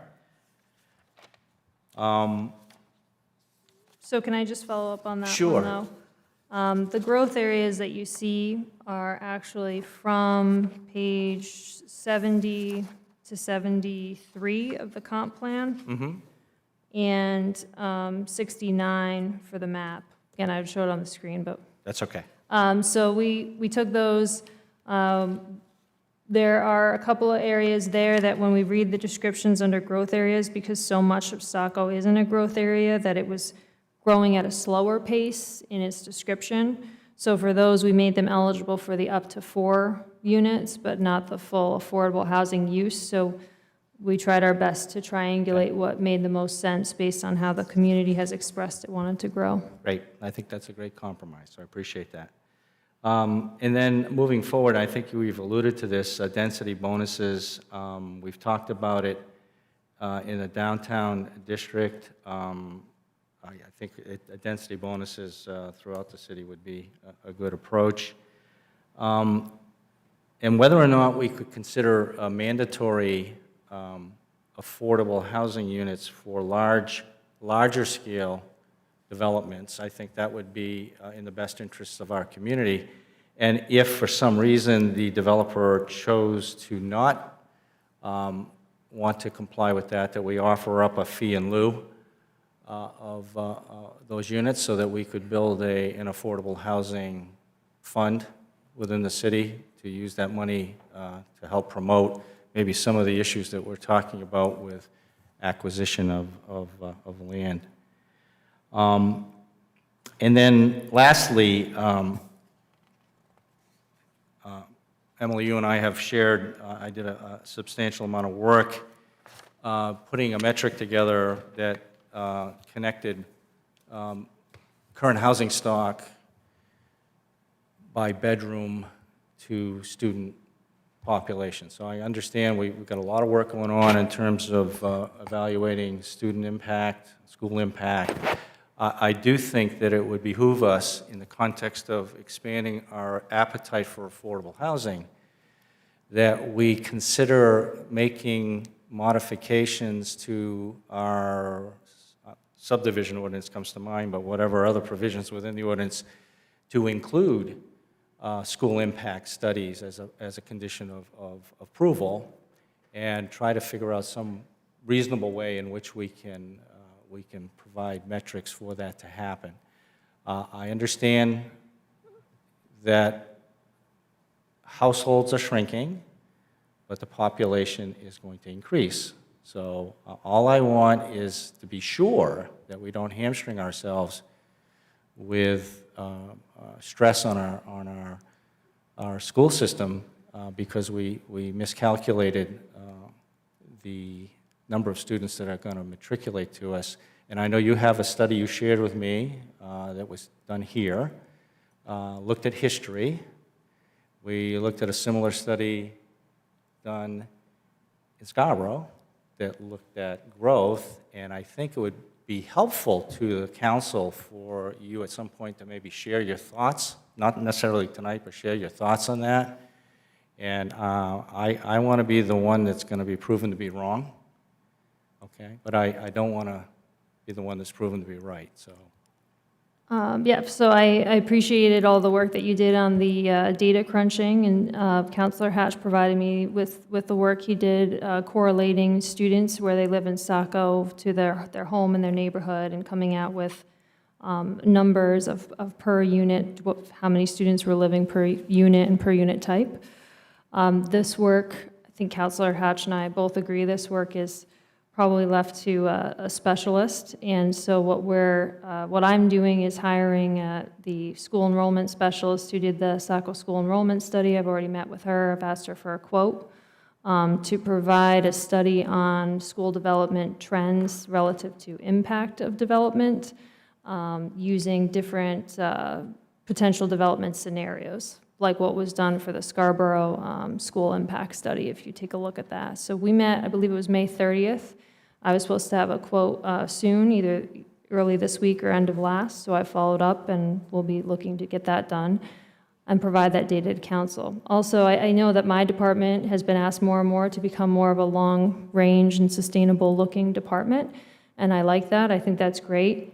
Along with that, what I'm recommending is having a growth monitoring tool, not a growth ordinance, but a growth monitoring tool whereby either at the end of the fiscal year or the end of the calendar year, the planning department goes out to all the other departments involved, police, fire, Saco schools, and all the reviewing departments in the city, and asks about the impact of development based on the number of units that the city absorbs each year. And then you'll actually have running trends as counselors you can look back on and also take a look and see what may be needed going forward for the budget cycle. I think it might be better to be done on calendar year, but we'll work out the details of that and have a growth monitoring policy brought forward before the end of this year. That's excellent, and I commend you for doing that. I think that if we're going to shift into a proactive mode instead of a reactive mode, then that is one piece of that puzzle. So thank you for that.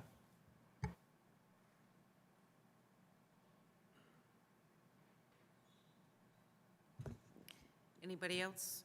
Questions for Emily, based on her presentation? I really like a lot, what you've done is very clear, really useful. I think LD 2003 is going to present some challenges, but also some opportunities to really dig into affordable housing. I would just like to echo that a piece I do think is missing from our toolbox right now is inclusive zoning, and to mandate a certain amount of affordable housing with any large developments. I don't know if that's, over 10 units, 10% have to be affordable, or over 15 units, 20%. I don't know what the rate numbers are for our community. But I would like to see affordable housing not just exist in dense pockets, but to be integrated into all large developments coming forward. I think that's an important piece. I think that's also important, and I've been exploring different ways to look at incentives relative to impact fees as well. So the council has a broader view than just a fee to do a certain type of development. I appreciate that. Thank you.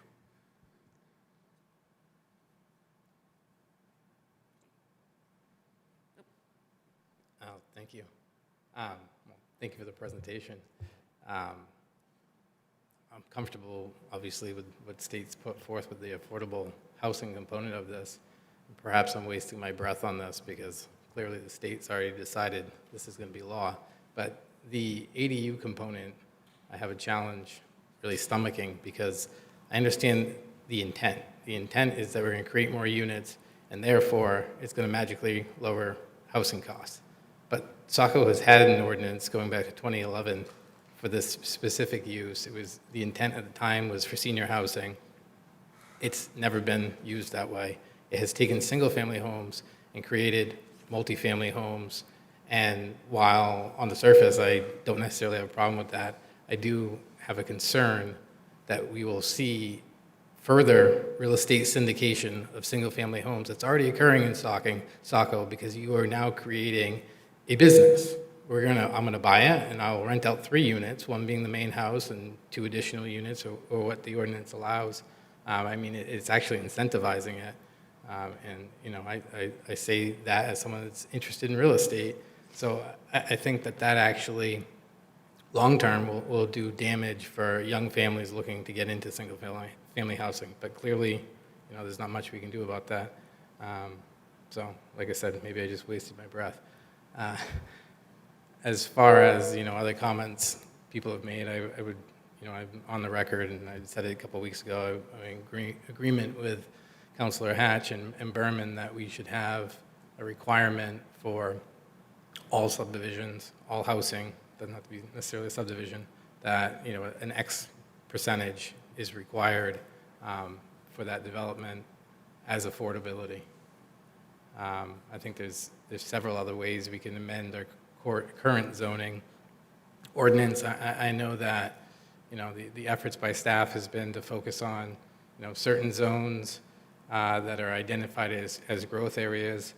But there's a large zone in Saco that, and this goes back to my time on the ZORS committee, that, you know, I confronted it head on, and it wasn't met friendly.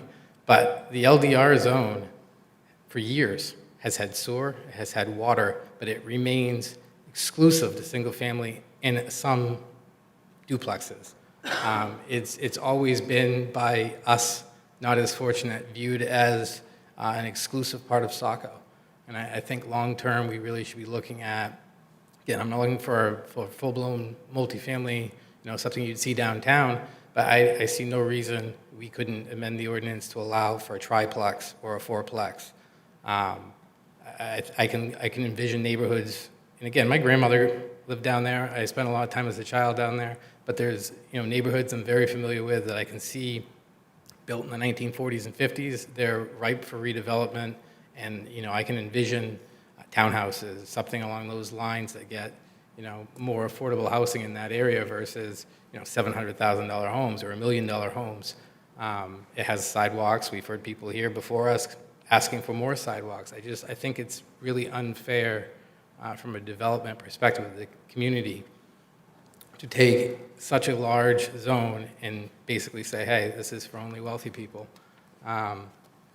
So, I mean, that's something I look forward to addressing. And again, what we've been presented with is the minimums by the state.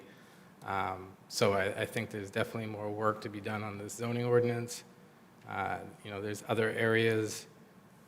A density bonus has been offered up. I'm totally agreeable with that. I think when we go back several, maybe years ago now, when we were looking at the downtown, we had an applicant before us looking to add additional units as a contract zone. Now, it was favorable to it. The problem was I wanted to ensure that there was an affordability component, and nothing on the records, you know, required that.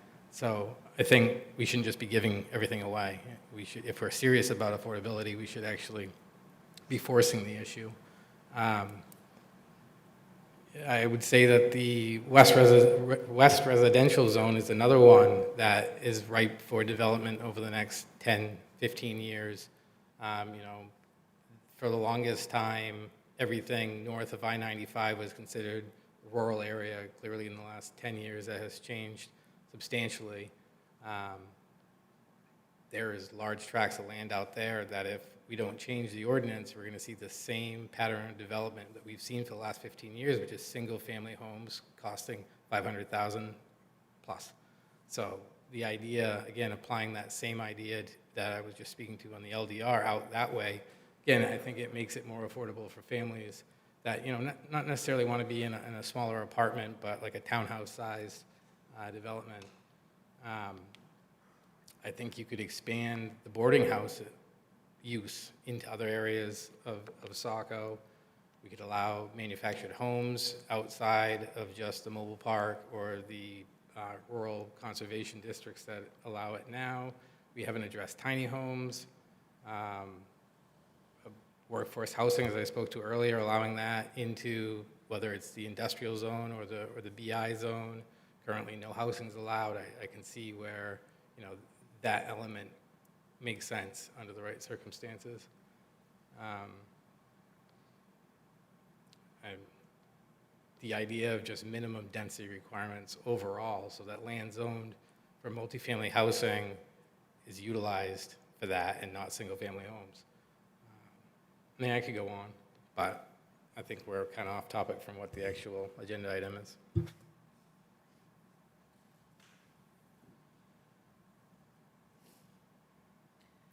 Okay, anyone else? I'll just jump in, if you don't mind. I'm happy to explore any of those topics, Counselor Johnston. I think you have a long history in Saco, so I'd like to hear more.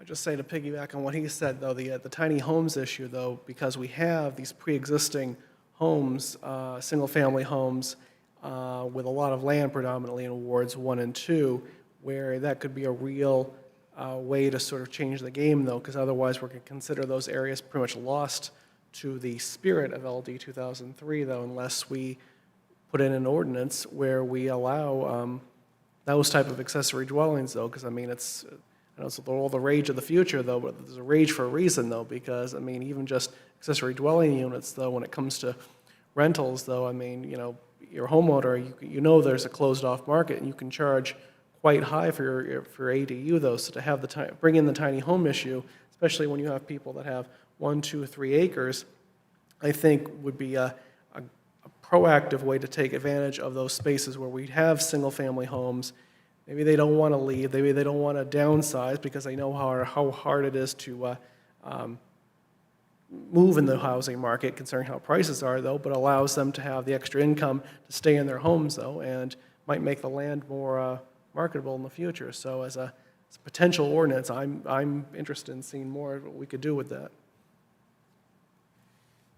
Especially a model in which there are tiny homes with common areas, common kitchens, common living space. It actually alleviates a lot of the need for single-family houses with big rec rooms and big facilities. If there are common shared facilities you can use for family gatherings, for events, for common recreational space. So really interested in that model. So one thing that was good about our 2021 ordinance revision is the Zoning Ordinance Revision Committee and the council was very forward-thinking, and they actually amended the definition of family to bring it to 2023, because our old ordinance said the definition of family had to be 4 people related by blood or adoption, and that's just not how people are living today. So there is more flexibility in that definition of who can actually live in a single-family home as well.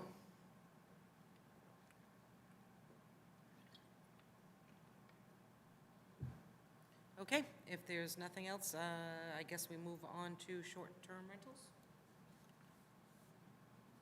Is there a separate presentation for that? So there is not. I know the council wanted to have this discussion, but, you know, staff has not received any sort of direction or guidance of where you guys are going, what you were thinking, but obviously we wanted to have a workshop discussion on this. I think Councilor Berman asked this to be put on the agenda, so let's have at it. Okay, so this is just an open discussion, throwing out any possibilities of what we'd like to see done. I have some things to say.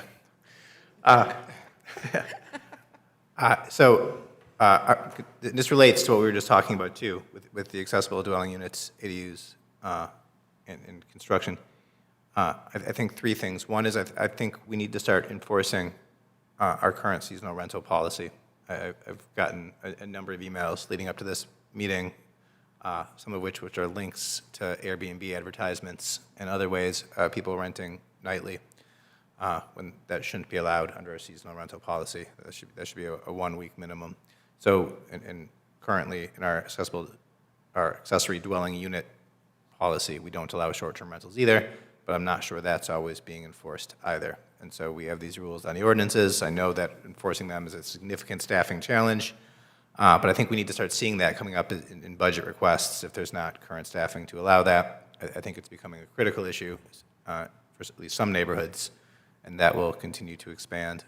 I also think that personnel can help be paid for by licensing short-term rentals, right? We can ask for some sort of licensing. That can also include some sort of life safety inspections to ensure that they meet minimum standards in order to be safe and proper, and perhaps there's some exclusion for dwellings that you primarily live in. Maybe you have to meet some threshold of rental nights per year before you have to get licensed, but I'd be in favor of that. And I think we need to get ahead on some of this as housing increases and as housing stock increases and as accessory dwelling units increase and as LD 2003 takes effect and people densify. The intent is to turn that into residential housing predominantly and not the short-term rentals. And so I think some sort of ordinances and especially an enforcement mechanism are going to be critical. It's just people are flouting our ordinances right now, and I think we need to really get on top of that. If I could just add to that, I agree. Monitoring compliance is one thing. Enforcement's another thing. And penalties are the third thing. And we have to figure out in the context of this compliance arena, how are we going to be able to penalize individuals and actually collect? And when we're dealing with real estate, I'm not sure if it's possible to link the penalty to like a tax lien process where the municipality has the right to do this as part of that licensing process or whatever it takes. I'm not an attorney, so I would encourage you to, we can try to help with bodies to check for compliance. If they're capable, as they likely are, they're going to try to enforce. But we need a club, and it has to do with money, okay? And I think that has to be worked into the mix. Thank you. Yeah, I mean, I've spoken on this in the past. It remains an issue. Like I said, it first came to my attention in 2017. It's only been exasperated. The issue I have has nothing to do with the actual short-term rental business structure itself. The problem is it distorts the housing market by removing units that otherwise would, and when I say unit, I don't even mean just an apartment building, full houses that normally would be, available for occupancy or to purchase and live in. I'm aware of several single-family homes in subdivisions that used to be owned and operated or lived in by Saco residents. They're now owned by out-of-state corporations that are renting them out. I think that, I shouldn't say I think, I know I've heard it from individuals that were kind of, one day they knew their neighbor, the next day it's a revolving door of neighbors. It creates a problem, not just for the neighborhood, but ultimately city staff also having to deal with not knowing, who's in those neighborhoods, how to deal with problems. So, impacts to neighborhoods are pretty big. We've always, for as long as I can remember, have had a pretty significant short-term use down in the Kinney Shores area. It has its own chapter and code for it. My personal feeling has been that because it's so specific in that chapter, really short-term rentals shouldn't be allowed anywhere else in Saco based on that ordinance. I'm sure that, the legal team could probably say otherwise, but that's how I've always viewed it. It was specific to where they were allowed. I have no issues where those are allowed. I believe they're inspected annually or biannually. So I guess my goal with an ordinance would be, again, not to necessarily disallow, but to ensure that we're inspecting whatever units are being inspected or rented as short-term to ensure that they're, meeting life safety. I think that really we should probably sit down and figure out where we believe these types of uses should be allowed, because as I stated, I'm aware of entire apartment, or again, a small apartment building being rented in this way. So those are people that used to have a, regular living space that's now become short-term rental, and that has definitely impacted the rental market. And from a personal perspective, I get it. You're going to make as much money as you possibly can, but it's not helping the situation. So I would look for, potentially, I think, Mike, you said this, either requiring that these rentals are their primary residence and they have to spend X amount of months a year in that location. But what's going on right now, I could show you at least 3 in the last month. Just driving by, I could point them out. They were bought and already are on the rental market. There's another one that was just built, brand new build. It's just strictly for Airbnb, or the other ones.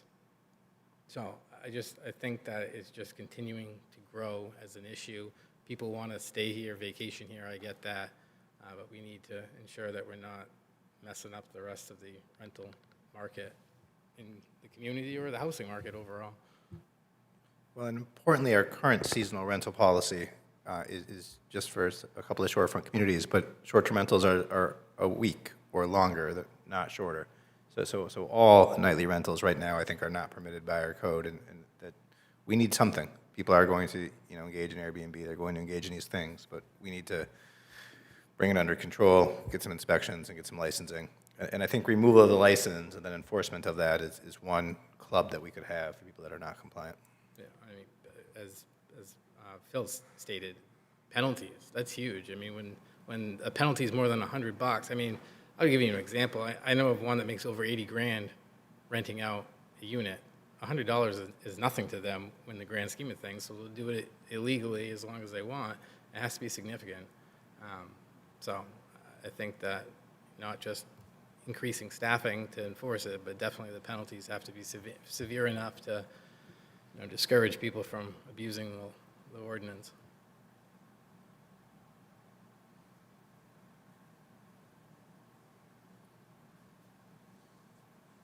Anyone else with any questions or guidance or what we're looking for within the ordinance?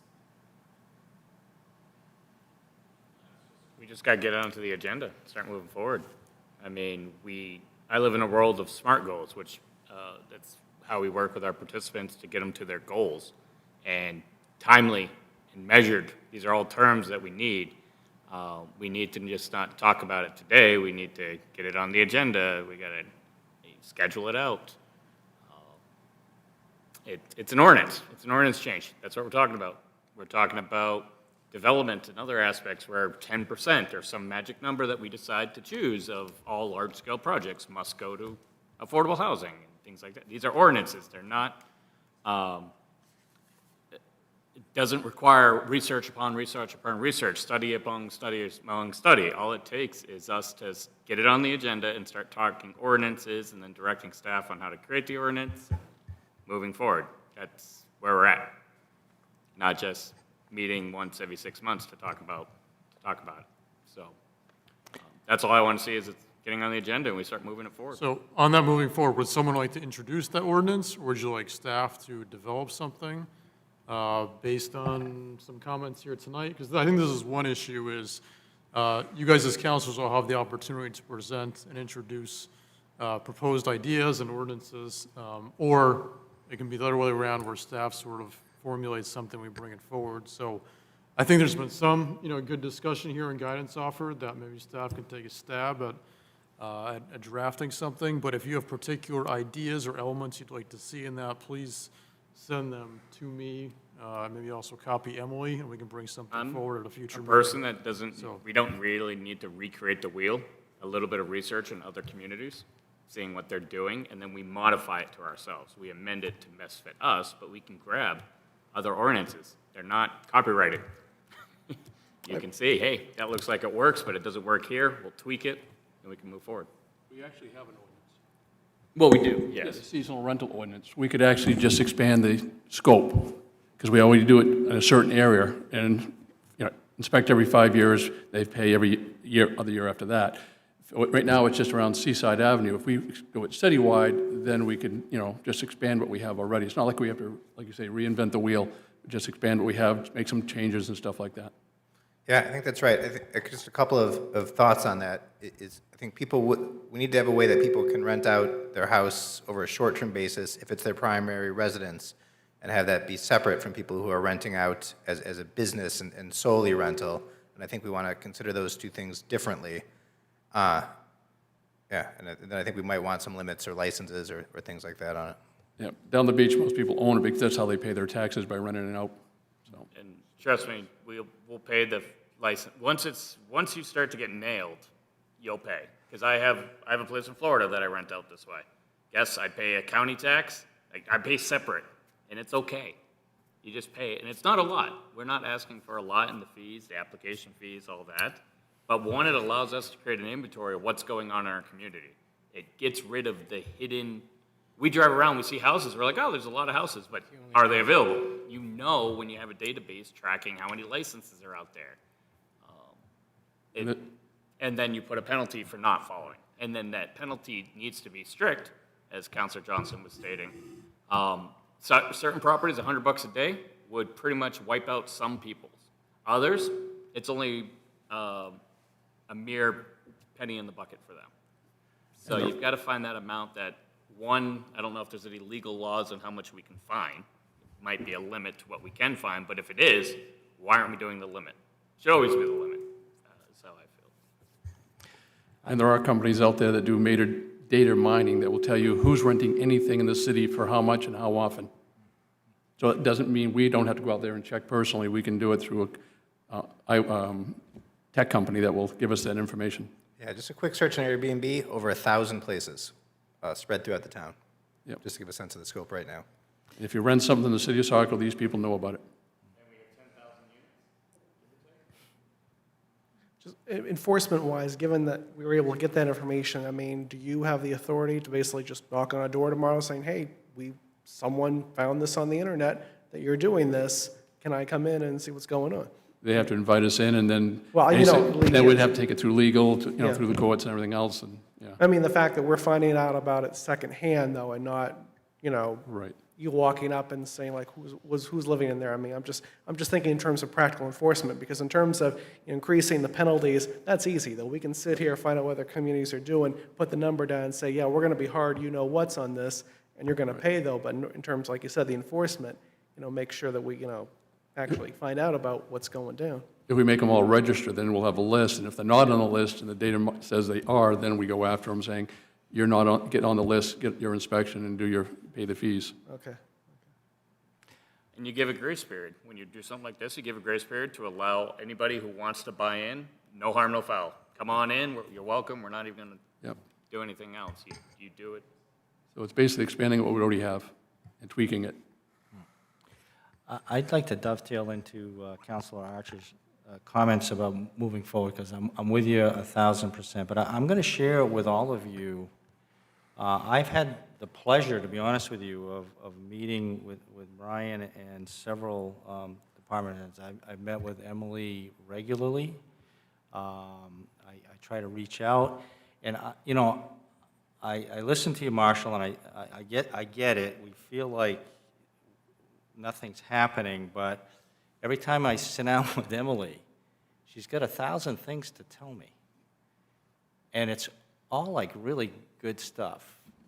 So I think what we need to do is to be expecting, because we have a right as the council to expect, but I suspect that in the not-too-distant future, she's going to be coming before us with these ordinance amendments that we've been pining for, I've only been on the council for 2 years, so you've been here a lot longer, pining for. So I just wanted to share that personal insight, and I really do think that we got some really competent staff here. We just got to get them moving forward with some of these initiatives.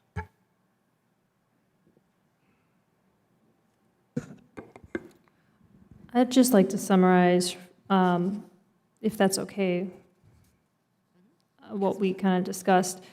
First, I just have a question on the memo that was presented tonight. Are we, in general, okay with at least this bundle of LD 2003 compliance ordinances? We can do batches of ordinances. We don't have to wait till other items are complete. I'm also working on some other ordinance revisions, so you're going to see kind of things come in batches based on the topic. So this would be the LD 2003 compliance section, then we may have another that's affordable housing. So if that's okay, then I'll start wrapping these up. They're already all written out based on red lines within the ordinance themselves, so they're ready to go. This is just high level of what they are. And then as far as items that I've heard tonight, we've had public-private partnerships, looking more at those. Do some research on inclusionary zoning and incentives. To Councilor Archer's point, there are already inclusionary zoning programs out there. Doing some research in Saco, mostly talking with different people, talking today with Tracy and others about incentives for impact fees, so kind of looking more closely at that and see if that's a better option for Saco. There is an enforcement opportunity with that, too, that might be a little bit stronger than inclusionary zoning. We want to look at short-term rentals data and an ordinance revision process for that. Looking at development trends and schools, updating the school enrollment projection study with development scenarios. Return to the council with updates on this ordinance amendment, LD 2003 compliance section, and then others following. And then I'm not sure when the council's having another workshop, but it sounds like there'll be more discussion. Great, thank you so much. Is that pretty much what everybody's been asking and nothing to add? I did want to add one follow-up. I will do some research on enforcement of penalties levied. We do have a collections partner in LifeQuest, but if we wanted to take more severe action, such as leaning property, I'll follow up with our attorney to determine if that's allowable. Thank you. And we didn't really, maybe it's part of the categories you mentioned, but tax credits. We have the ability to do tax credits ourselves. We have Under credit incentives. enhancement agreements that we can do.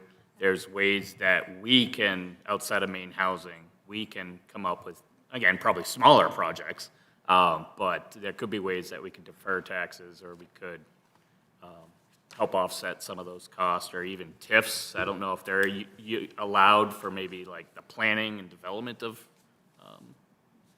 something related to that, but that maybe we have additional resources that the city itself has, is really what I'm looking at. Yeah, I would agree to that.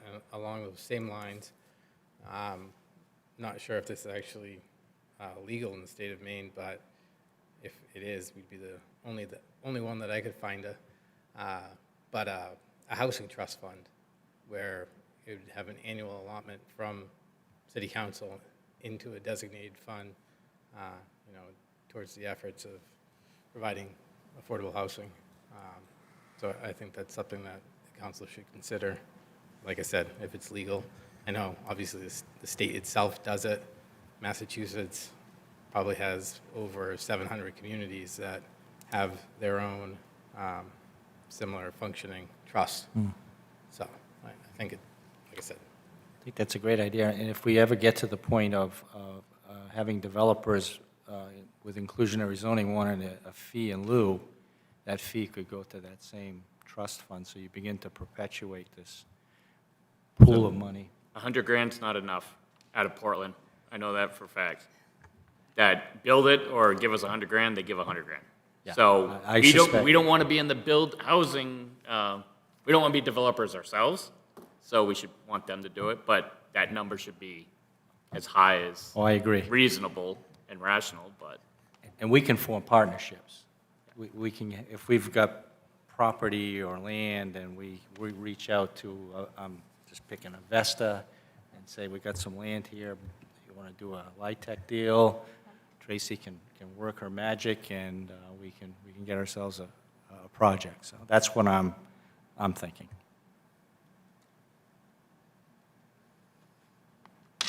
Okay, next on the agenda items, we have residential housing. And I believe this, again, is just a council expectation, what we're looking for, asking for, comments. Okay? Anybody want to open it up?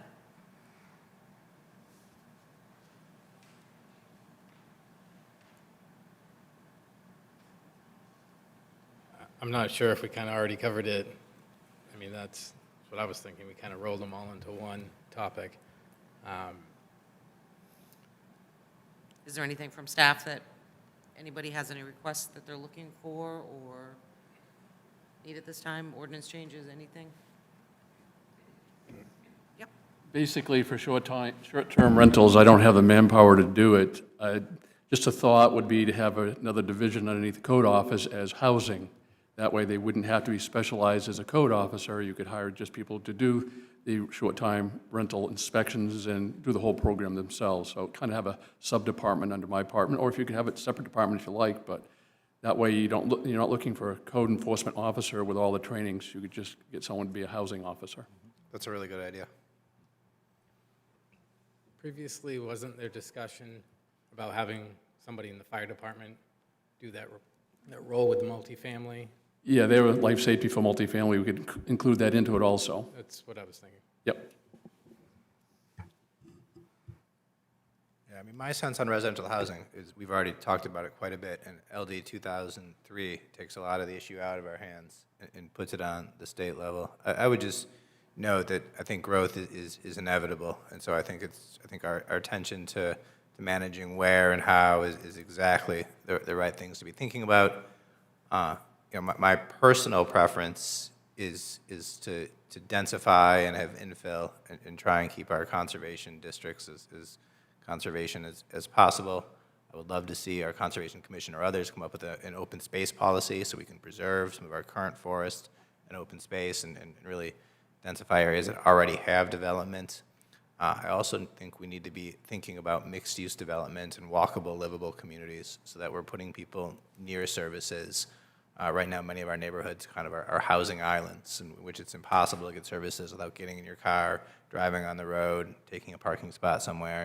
And I think over time, as a community, that just needs to change. That the future doesn't hold that. The future is going to have housing, commercial services, health services, businesses intermixed into a livable community. And I'd really like to start seeing us being proactive in that and creating these kind of mixed-use zoning and housing developments. So those are some of my thoughts about how to move forward. But again, I think a lot of this is occurring around us, and LD 2003 does a lot of this for us. But those are my thoughts. Okay, everybody in agreement that pretty much with the affordable housing and the LD 2003 residential is kind of getting addressed through other avenues, and that we should be okay with that tonight? Okay, moving on, that clears up the agenda items. And item number 5 is administrative update. We don't normally have this on a workshop agenda, but let me take the opportunity to thank all the members of the task force here tonight and sticking with us till 9 p.m. tonight. We appreciate your input and your presentations tonight, and we have a lot more work to do, and we'll be back before the council, so thank you all, and appreciate your time. Okay, any final council discussions or comments? All right, and next up is adjournment. Is there a motion to adjourn? Second. Motion by Councilor Johnston, second by Councilor Hatch. Roll call vote. Councilor Archer? no. Councilor Gunn? Purdy? Yes. Councilor Gunn? Yes. Councilor Berman? Yes. Councilor Hatch? Yes. Councilor Johnston? Yes. Motion get to passes stay all to night. adjourn 6-0. I'm sorry. Motion passes 6-1. Thank you. Yeah, there you go. Thank you, staff. Somebody order breakfast for Councilor Marsh.